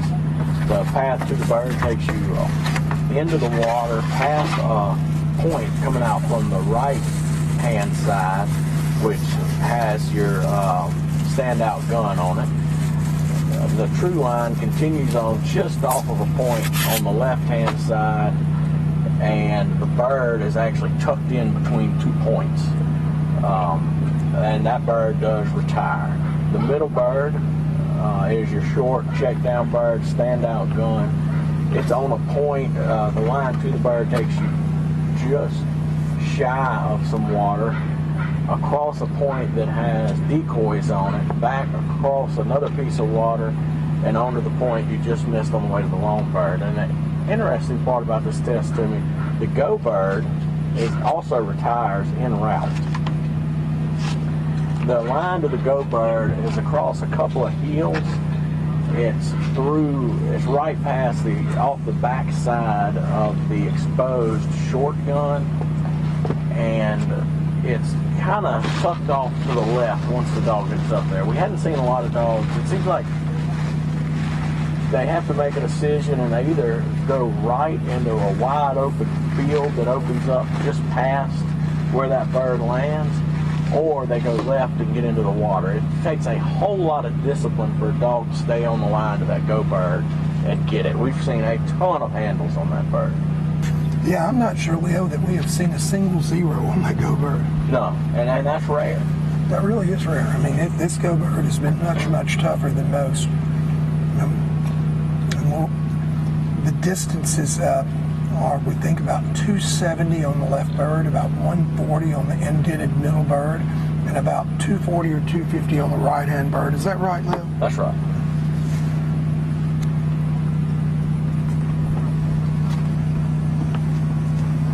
Man, it is a long test, and this is actually another one of the 3 dude puppies. Big black dude offspring representing 50% of the top 6 scores, and here's another one. And actually, Steven will run the last one in Georgia, who is now approaching the line. That's pretty amazing. You know, I know as his handler for some of years, Steven's got to be really, really proud of that fact. You don't have to be the breeder or the owner to be proud of the fact that one of your dogs, I know Achilles' offspring, I love Steven to this day. Oh yeah, absolutely. I know he's got to be proud of that. Actually, we need to make sure Steven knows that statistic. properly. I'm sure he does, but he may not have broke it down quite that way. Amen.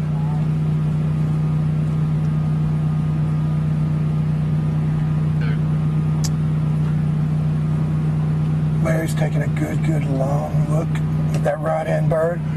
Of course, we told you guys this morning, our social media crew. Oh, hang on, let's let him finish this.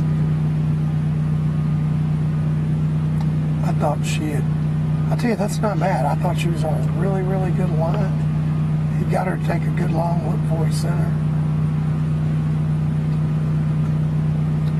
Now, she just indicated that she didn't want to stop for a sit whistle.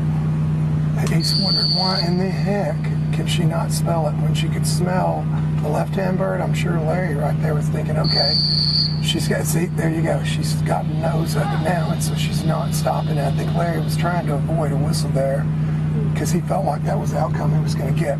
You know, we talked about that with Hollis and Victor just a second ago when we saw Larry. I think he didn't blow the whistle for the reason that I was talking about. He felt like Gritz was probably going to get a noseful there, and he just watched her refusal on the left, and unfortunately, he got one. For those of you that were just joining us also earlier, we're giving a big shout out to our social media crew. We had Mr. Derek Christians, who was with us all through yesterday, and most of this morning, just left a little bit ago. He has Campus Waterfowl Instagram sensation. Great, getting some great photos from college students, high school students, young people all across the nation, the next generation of duck hunters on Campus Waterfowl. And then, as I mentioned earlier today, taking his place and hanging with us for Facebook and helping us out with Instagram is another Instagram sensation. Alex Brittingham from East Texas. And Alex has a really remarkable retriever, but it's not a retrieving breed. Gator, the duck hunting Jack Russell Terrier, and he is a duck retrieving machine. Have you ever seen Gator? I've seen him online. I follow him on Instagram, but I am very excited to see him this weekend. Me too. I'm thinking I might like a puppy alligator. Well, there you go.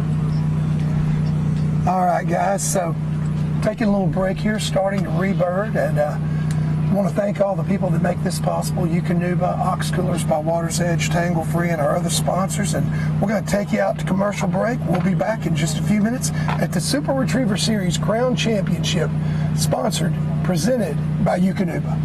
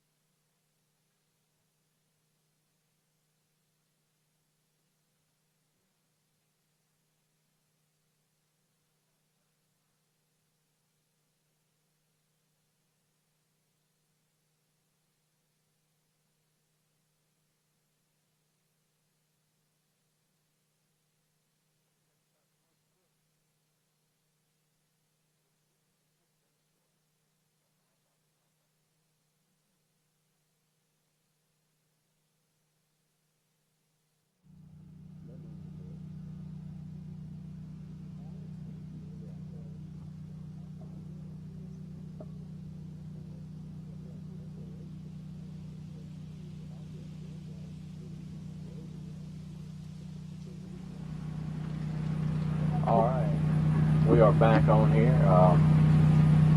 J. Paul's actually going to take a minute and go answer a few questions. And we got Steven Durance in Georgia. This is the last of the dude puppies to run in this series. Great story. I'm kind of excited to keep watching that the rest of the week.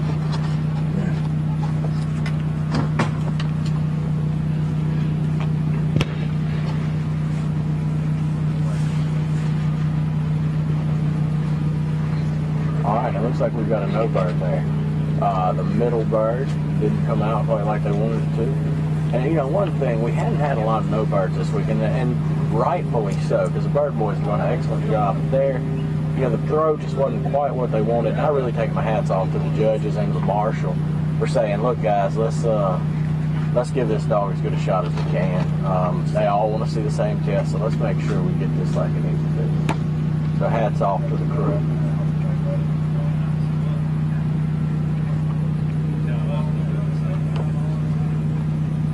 And actually, that was one of my everyday bird boys, so we don't have to have a talk on this road. I'm just kidding. One of the bird boys is actually Jared Moffitt's younger brother. And I told him he might have the opportunity to throw his brother's bird in a little bigger bush than the rest of the birds, but he had it under some cover. So maybe that's what happened to Storm earlier. I don't know. Maybe old Cullen Moffitt decided to get old big brother, but no, I'm totally joking about that. He's done a great job.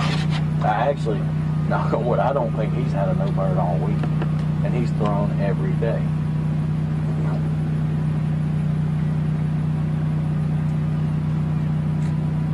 Here we are, getting Georgia line back up.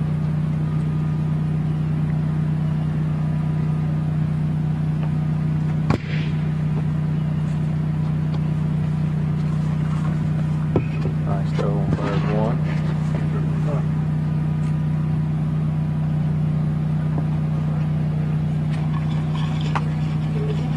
And we're going to have a no bird again.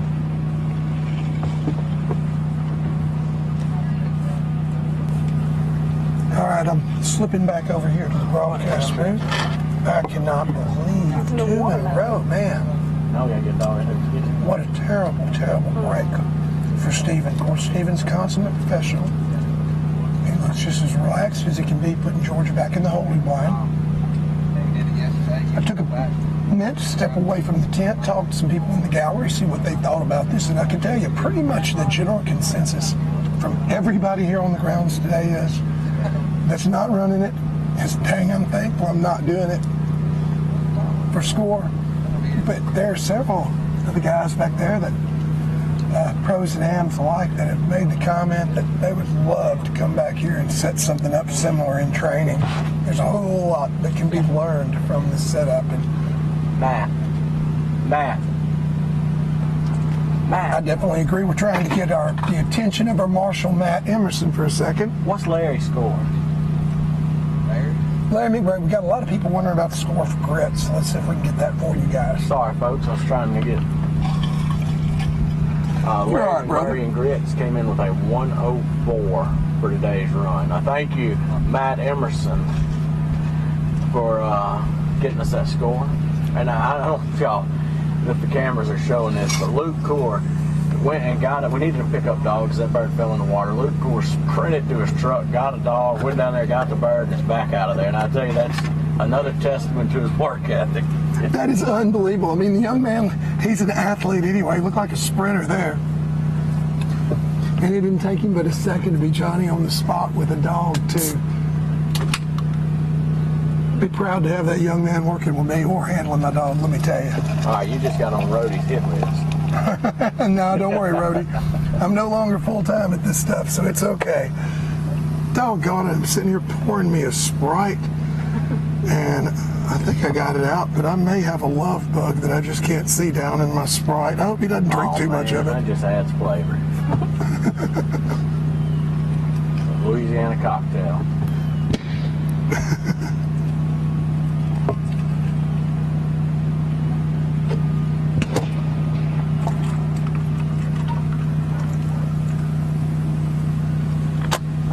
Loving my Ox tumbler by Water's Edge. At least I've got my great lid that I can put on the stainless steel tumbler.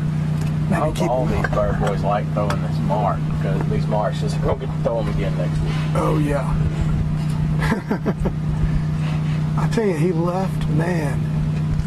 She left in a hurry. And she's looking good. Hey, buddy. Oh, what happens right there? What on earth? And I think this is a great decision. I mean, I thought that dog was on a great run, on a great line. But the way she turned around and came back, and she's seen this twice.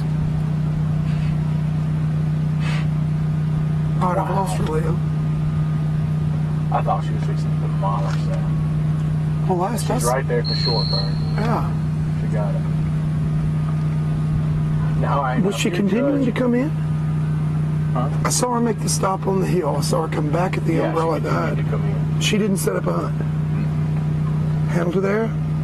Oh yeah, it was a handle for the area. What I'm curious over, are they going to call it a cast refusal? Because she did proceed to a bird, but not the bird he was casting to. You know, that's one we haven't discussed or even thought about until right now. That's the attorney in you analyzing this, trying to find the loopholes, the pitfalls. That's right.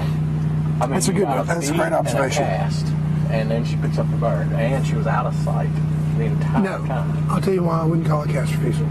I just analyzed it quickly. You're not supposed to be My- watching the handler. My still trap of a man. Number one, you're not supposed to be watching handler. Number two, a cast refusal is not necessarily when the dog doesn't carry the cast all the way out. It becomes a cast refusal if the dog doesn't carry the cast at all. And his initial cast from the line, she carried for over 100 yards, and then she made the decision to deviate off of her. After he stopped her. What was his first cast after he stopped her? It was a come-in He whistle. gave a beaver back, hard back. Oh, yeah, And she went that would be a back. cast refusal. Yeah, I would call that a cast refusal because she definitely came in. I didn't recall the back. I do recall the stop, and I thought he gave her a come in. Now he's going for the long left-hand bird. Once again, I think that's just the wind. It's staying consistently 10 to 15 miles an hour right now, which is great for us sitting here in the tent today, way cooler than it's been being, but it's horrible for these dogs. Pushing her hard left.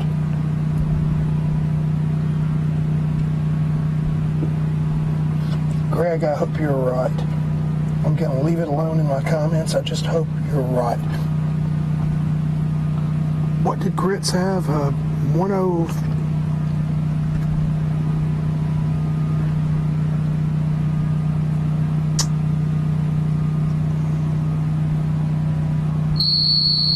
Got somebody asking about Grits' score. I think it was a 104. It was over 100. Was it 104? Yeah, it was a 104. Now that was a nice cast. Oh, this is just a nice dog. I mean, big black dude, I'll tell you, you never saw that dog out of control. Yeah, he blew up. It was like a 35. Yeah, exactly. And, you see that in his offspring.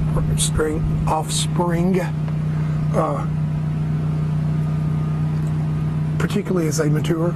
You saw Stroker a while ago. Clark got some incredible cast out of Stroker from a long way out to finish. I expect to see Steven get mostly what he wants here. And he definitely wanted to drive there.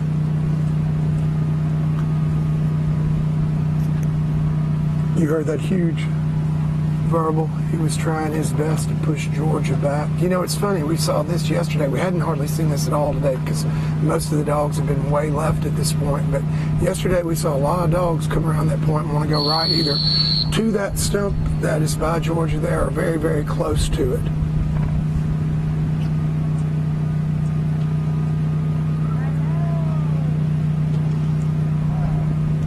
Tell me something, Leo.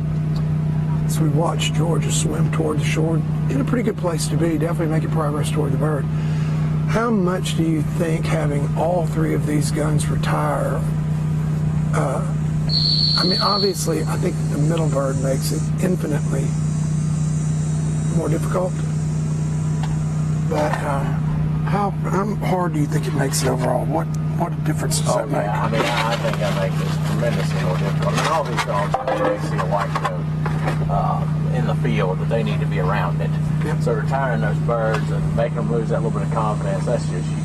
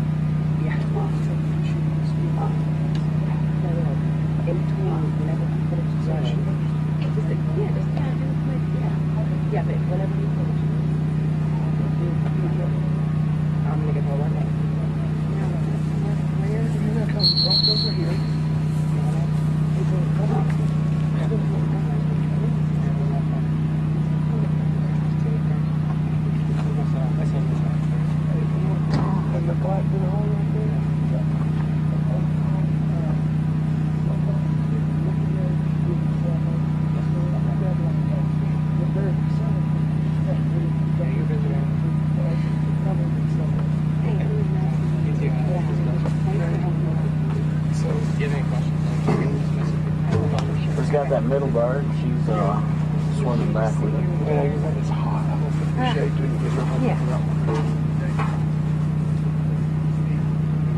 And now he still has the right-hand bird out.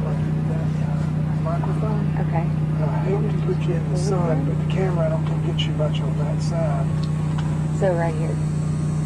Yeah, right here. And you don't have to sit in the chair. You can just stand Here, I can slide around. No, she's You're fine. I'm good. She'll I stay be out in good the right sun here. all day. I mean, She ain't gonna be in the sun very long here. Yeah. Just get him and come back as soon as he gets the last bird. I'm gonna clean up my lunch mess real quick here and we'll talk to him.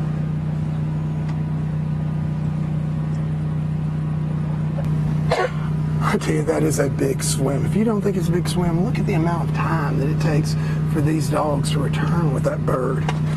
Leo. Yeah, I mean, that's a big old swim. And man, there's so many decisions a dog makes between here and there.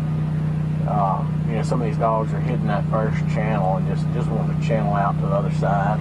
It looks like kind of a basic learner's blind. You know what I mean? Something you'd run with a young dog, just trying to teach it to stay watery.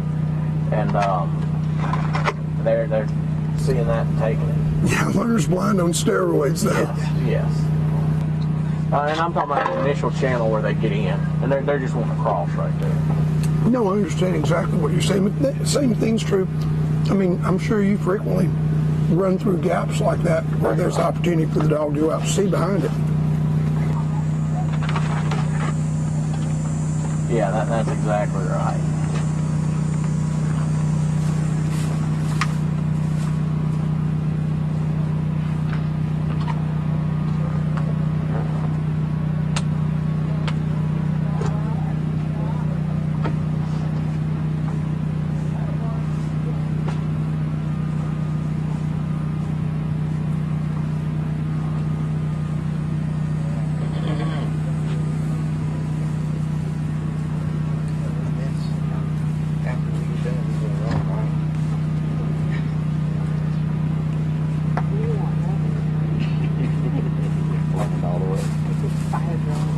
You know, she could just get behind us in here. That's what I was thinking. Yeah. We better scoot out a little bit. I can see. Hey, Alex, just gonna bring you in right here? Yeah. Just come on, sit down. Yeah. Did you not see us talking? Oh, no, I didn't see you. I didn't see you there. I'm sorry, Matt. It's like you're invisible, man. I know, right? No.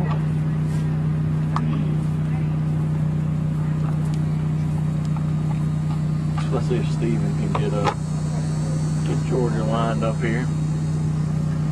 Notice again, he's a dual-sided healer, so he's got her tucked in there and really spending a lot of time communicating with her. He's handling on 2 birds, and boy, picking this one up clean right here sure would help his efforts. Yeah, I definitely think he really needs to do that too. But, he came into this with 18 points, so And he hasn't just had a blow up anywhere. I mean, that's testament to these dude puppies. You know, Georgia and Stroker both have handled pretty well, because we've seen the conditions get way, way tougher than they started out. So I think given what we've been seeing for the last 7 or 8 dogs, this has not been a bad performance comparatively. No, I mean, it's he's doing exactly what he needs to do in managing the situation and getting through. Boy, she's a nice handling dog.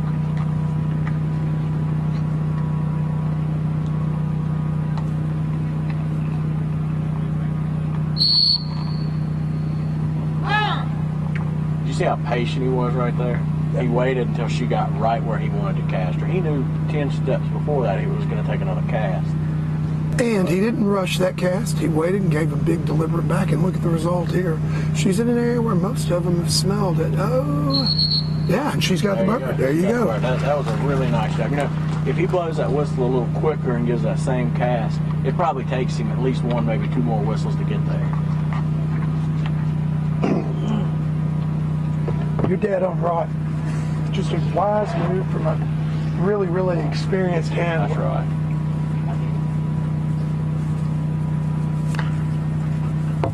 And I tell you, speaking of handlers, we have joining us right now a delightful young lady who has one of the most interesting retrievers that you're going to see around here. She's also stepping in for Derek Christians to take over our social media on our Facebook and Instagram. I want to welcome Miss Alex. How's it going? Gator. Good to see How you you. doing? Gator the duck dog. Yeah, Gator the duck dog. He's here. He's in full force. Cool. Oh, yeah. There you go, darling. Yeah. So tell us about Gator a little bit. Is that Oh, what you say, Lord. Jack Russell?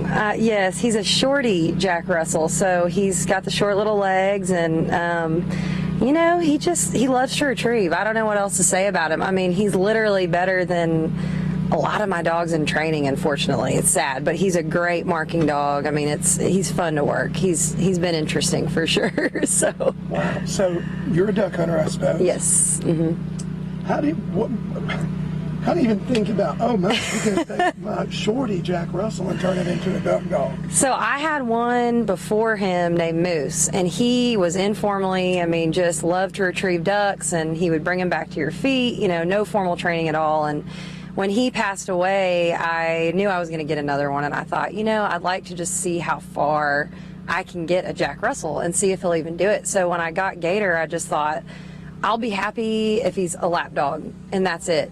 And I took him through force fetch, and then I did double T, I did swim by, I did everything, and he just loved it. And so he's running, I mean, consistently senior level stuff, but I run him on some of my master level stuff too. So Do you train other dogs as well? I do, yeah. I think we're getting a little influence from the line down a bit. Sorry. Oh, I'm sorry. I used to break in on that. No, you're You good. see George Scott leaving good showing you his Jack. Yes, so showing he's you gonna his kill duck. me. Yeah, look at him. He's pretty pissed right I now. don't know. I've messed with some Jack Russells before, and I don't think that Scott wants any of a Jack Russell. No, you don't. They're stubborn. They're very stubborn, and they're very aggressive. If they don't like you, they'll let you know. So, but you know what's funny about him is he loves ducks. He actually picked up a couple graders for me, Canada geese, the other day. Wow. But Whoa. Stop. Yeah, we don't explain Yeah, that. I wish that no, I swear. Yeah. But I really want to hear about that in just a few minutes. I'll tell you what, folks. It was, yeah. We just wanted to bring Alex in here and introduce her. This is just way too interesting. So we're gonna got the cameras off of us right now. We're gonna watch. Yeah, this you're good. run. Yeah. Can you stick with us for a Yes, little while? absolutely. I'm here. I'm in the shade. I'm good. All right, so you can just join as a commentator as well. Hey, that works. We've got you here to do the Facebook and the Instagram, but we're gonna get you involved. I'm figuring out how it works, but I think I got it.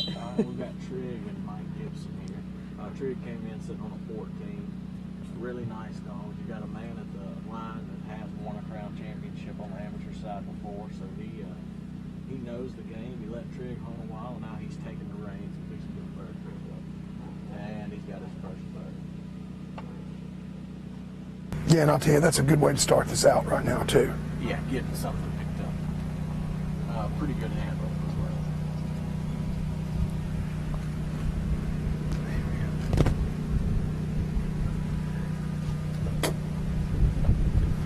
You know, he's got to be happy after that first opening retrieve, too. Had a handle, but it was nice and clean and quick.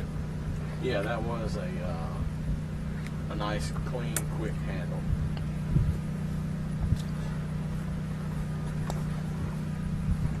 And yeah, Glenn Scarborough on the last, or no, I'm sorry, West Chester on the last run asked, did Georgia win to the middle bird? And I'm assuming that question was concerning her going out there and turning around and coming back after she got on top of that first hill. And I would have to say Glenn said it looks like she did, and I'm sure it did look that way, but that definitely wasn't the case. We've got the wind blowing hard in our face. And Georgia was a good 30 yards behind that bird when she turned around and comes screaming back in for whatever reason, but I definitely don't think she winded the bird. I think it'd be just about impossible in the position she's in. Now Mike's picked up the middle bird is his go bird. He's elected to go next for the left-hand bird. I think Mike thinks that Trigg probably did not see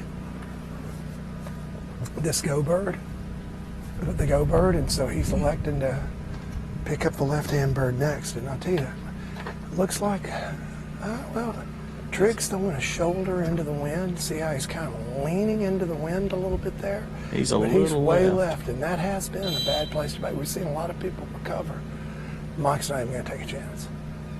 And I don't blame him. I think that is a super-duper wise move coming in this with 14 points. And boy, he got a good cast, He too. did, and he trusts Trigg so much. So That was captain. yeah, that was a tremendous angle back. He's going to let Trigg carry. He may even let him get on to the point. I don't think that would be a bad idea because I know that Trigg's been trained to cast off the point really well. I expect that we're going to see Mike let him get right there where he's at. That's dead in line with that bird. Yep, bingo. Stops him where he knows Trigg can hear him. Lets him sit. Lets him take his time. Gives him a big verbal back to drive him. Big left verbal back. And I'll tell you, that cast, I'm looking at the stump from our angle behind Trigg. The wind's pushing him left. He's throwing his shoulder in it. He's really holding a line nice, and this is a super duper nice line. Now he's turning into the wind. And boy, Mike was quick on that whistle when he turned, too. Yeah, that's a smart move. I mean, you can tell Mike may be an amateur, but he handles like a pro. Of course, he's had an amateur win with Jeter. We watched Jeter probably make sadly, his last retirement run yesterday, but Mike loves Trigg, says he's up and coming. And we've seen a whopping 3 whistles here. We sure as heck haven't seen any type of refusal, any sign of it. And I'm telling you, Leo, that bird, I see it from here, and so does Trigg, I believe. Yeah, You're about to see him kill this. Bam! And I tell you, with a handle, you can't do that, Mark, any better with a handle than he just did it. No, that was a nice job. That was pure money. Now he's got the right-hand bird left to pick up. So what do you think? I mean, I know you're a dog trainer, Alex. Can Nikki pick up that bird? How are you talking about? Gator pick up that bird, Alex? Sorry. You know, he could probably handle to it, but he tends to seek shore as fast as he can because his legs are like this long.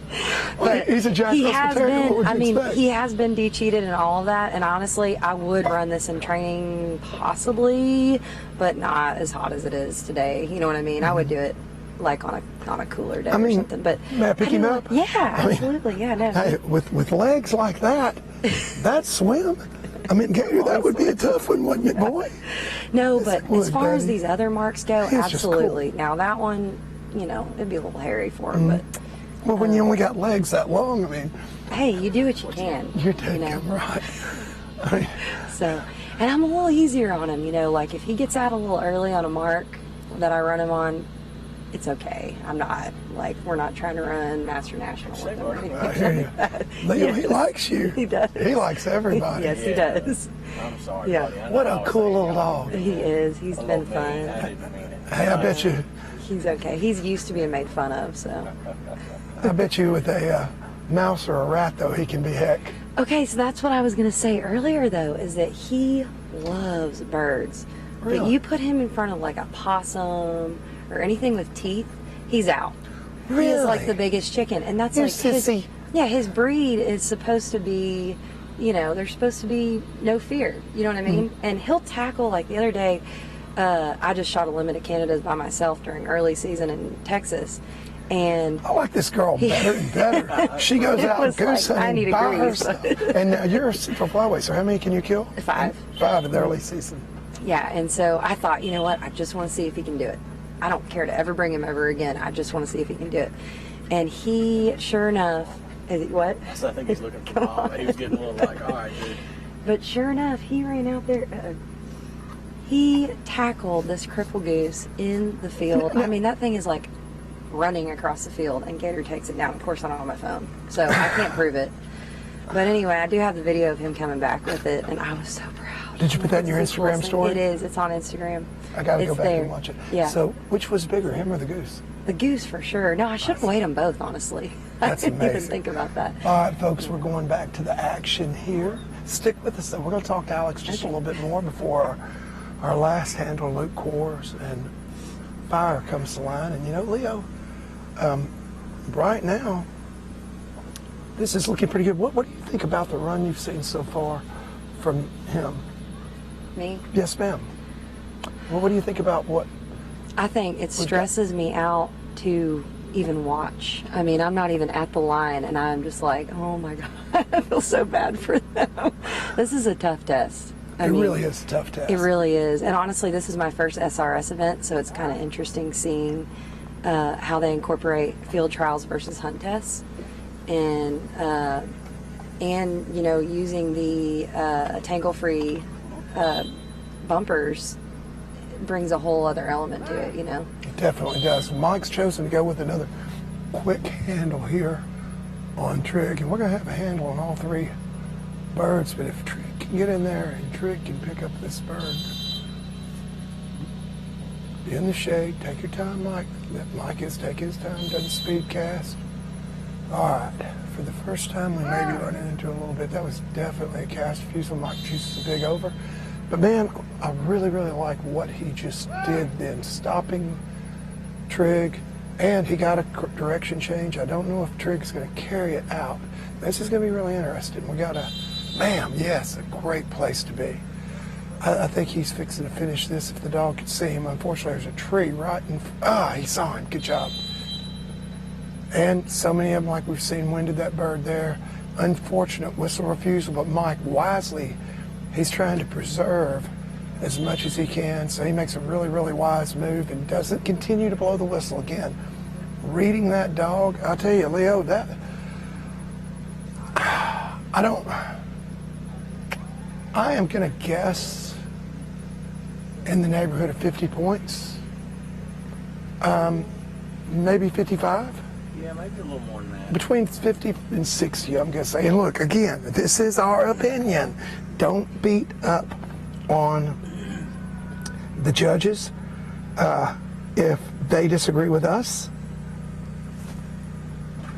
we want to make doggone sure we give them every benefit of the doubt. They see a whole lot more than we could see, first of all, from the line back here, but because of all the obstructions and even on the monitor, it's really, really difficult for us to see.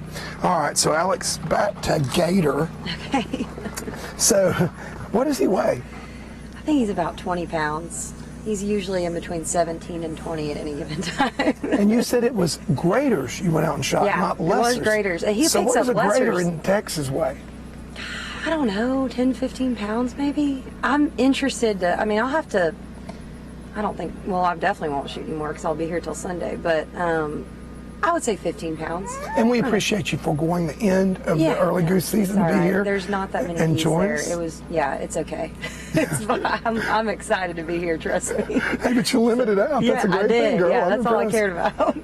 So I'm sure I had actually never shot graders myself, so it was kind of a new experience for both of us. So, Yep. but So were you by yourself, or did you have I was You do alone. your own calling then? I do, and my dad and Now I that's had hunt- impressive. I'm not that great, but Good enough to call in the limited geese and kill it, don't you agree, Leo? That's pretty great if you ask me. well, my dad and I had gone the week before, and we were just totally unsuccessful, and it was just, whatever. So I just thought, I'm just going to go out, and we didn't take gator that time because it's the kind of deal you want to do by yourself because, you know, he sits out there and it takes him about 10 minutes to figure out how to pick it up, you know what I mean? And then once he does, it takes him a while to get it back in. Like the video that I'm posting, the video that I'm posting is... Go ahead. I don't know, it's just once he's got it in his mouth and he's coming back, you know what I mean? But but it's still cool that he can do it.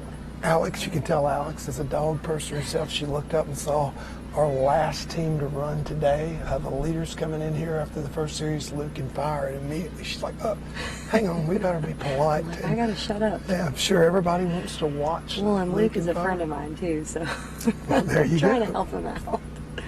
I hear you. Now, where did you go to school? I went to Texas Tech. Yep. So we did a lot of bird hunting up there, and that's kind of where it all started for me. Okay, I'm watching. He stayed on that. Look.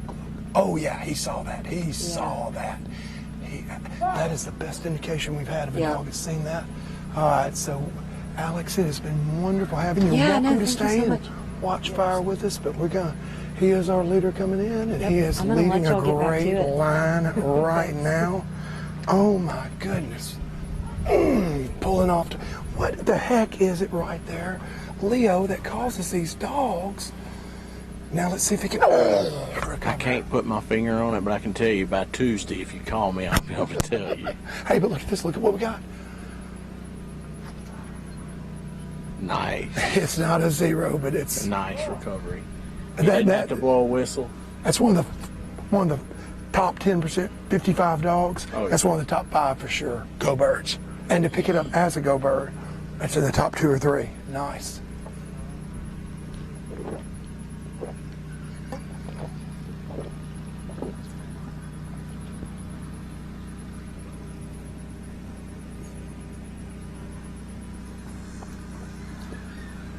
As someone on our live stream has asked about getting the registered names, where you can find them. You can find them on huntsecretary.com, as our producers pointed out, posting there. Thank you so much for catching that while we were running our mouths here. And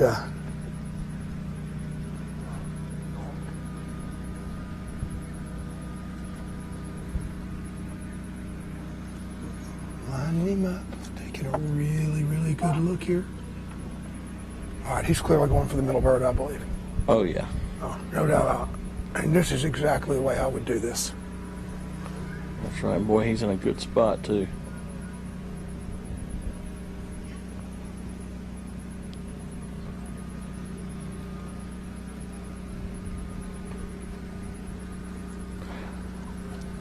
Ooh, there he is. Man, I thought he had the bird. There he is. Boy, really nice job on that bird. Too clean. Too clean. Let's think back. Who always picked up all 3 clean? Just one. Jordan. That's right. That is amazing. All right, don't want to jinx him. Got to keep my mouth shut. But folks. Well, and if you're Luke, you got to be thinking, yeah, I want to give this dog opportunity to pick this up clean. But boy, if I can have a sharp handle, I'm still going to be in just as good a shape. Amen.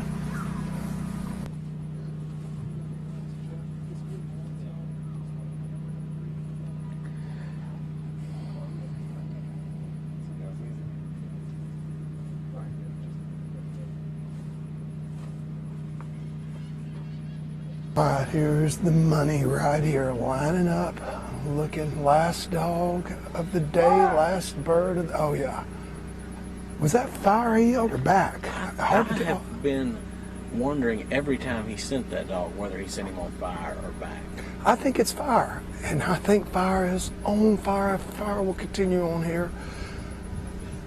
Again, dog's starting to fade a little with the wind, and I don't really see Fire throwing a shoulder into it. I think we're fixing to see Luke have a really quick.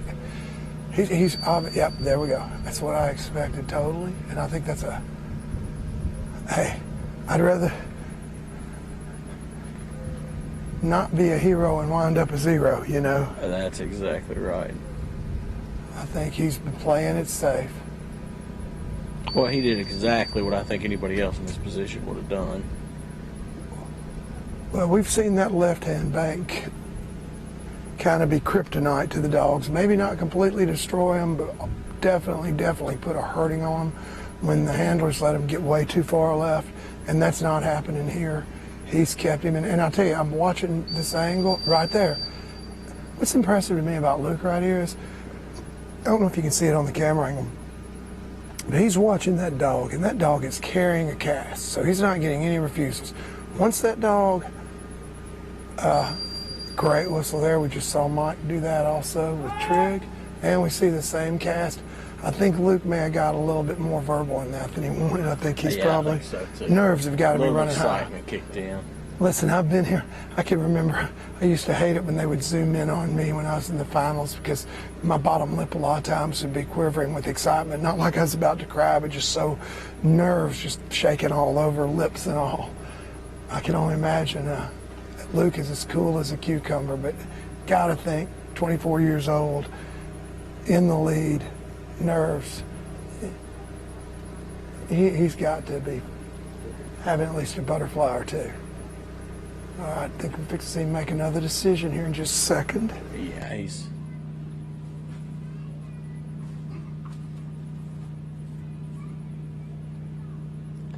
Well, the dog's really making a nice correction there on its own. I'm not sure that he hadn't remembered where this bird is. Or maybe sees it laying up there on the bank.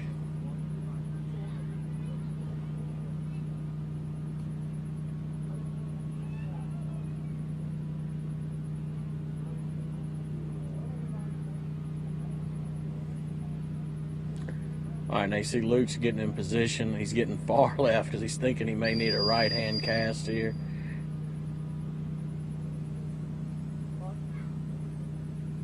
Man, this is a big cast.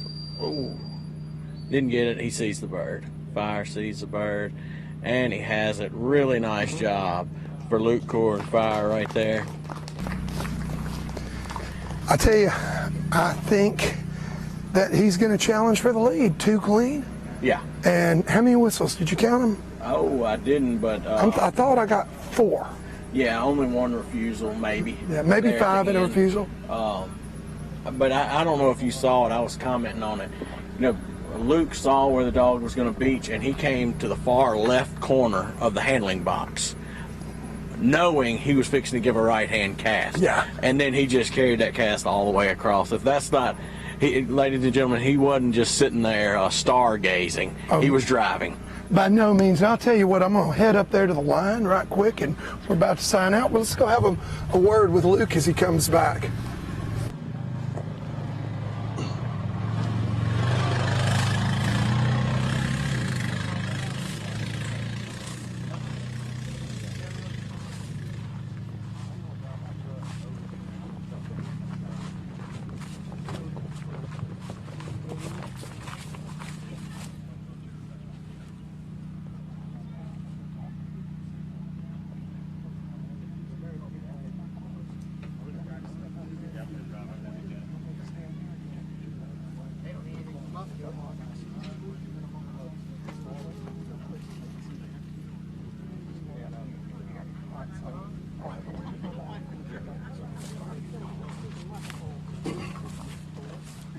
All right, folks, we're easing up here for the first time in our first 2 series to the line. Luke, buddy, I got to congratulate you. That was one heck of a run. What are you thinking right now? Pretty happy with that. Our kind of goal here was to at least get 2 clean, and we got that done.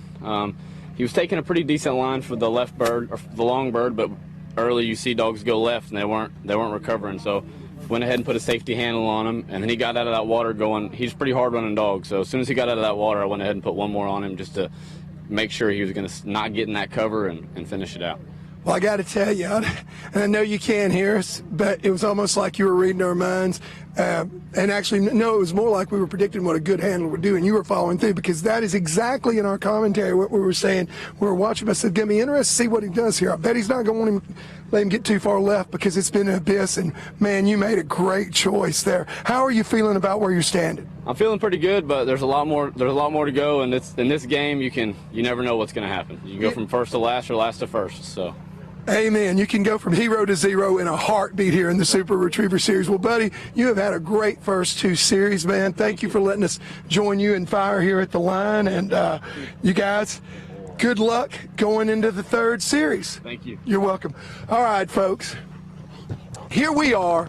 It is the end of day 3, but only the second series here in the Super Retriever Series Crown Championship presented by Eukanuba.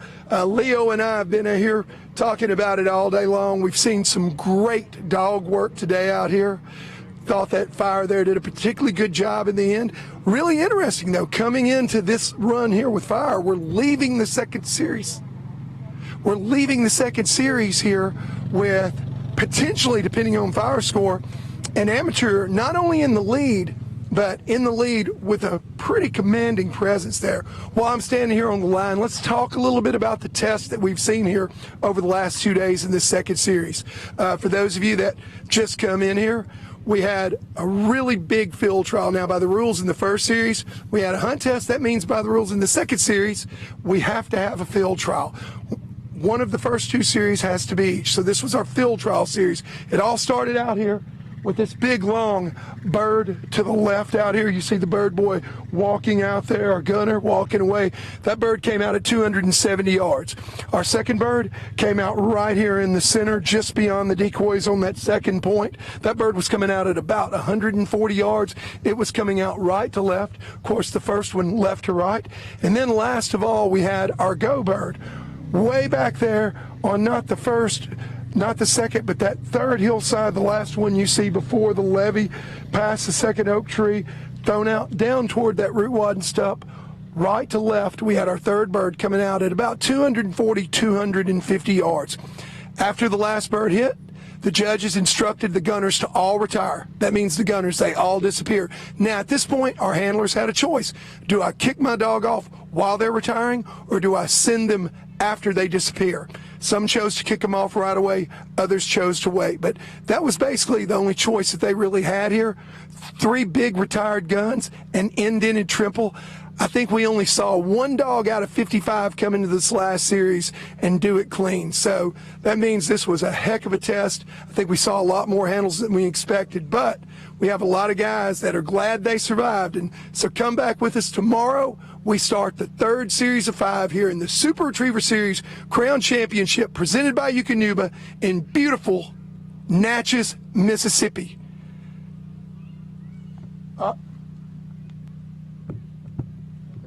Oh, we are starting the third series today.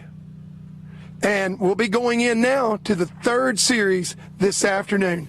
Thank you for joining us on the live feed. I'm J. Paul Jackson here at the Super Retriever Series Crown Championship presented by Eukanuba.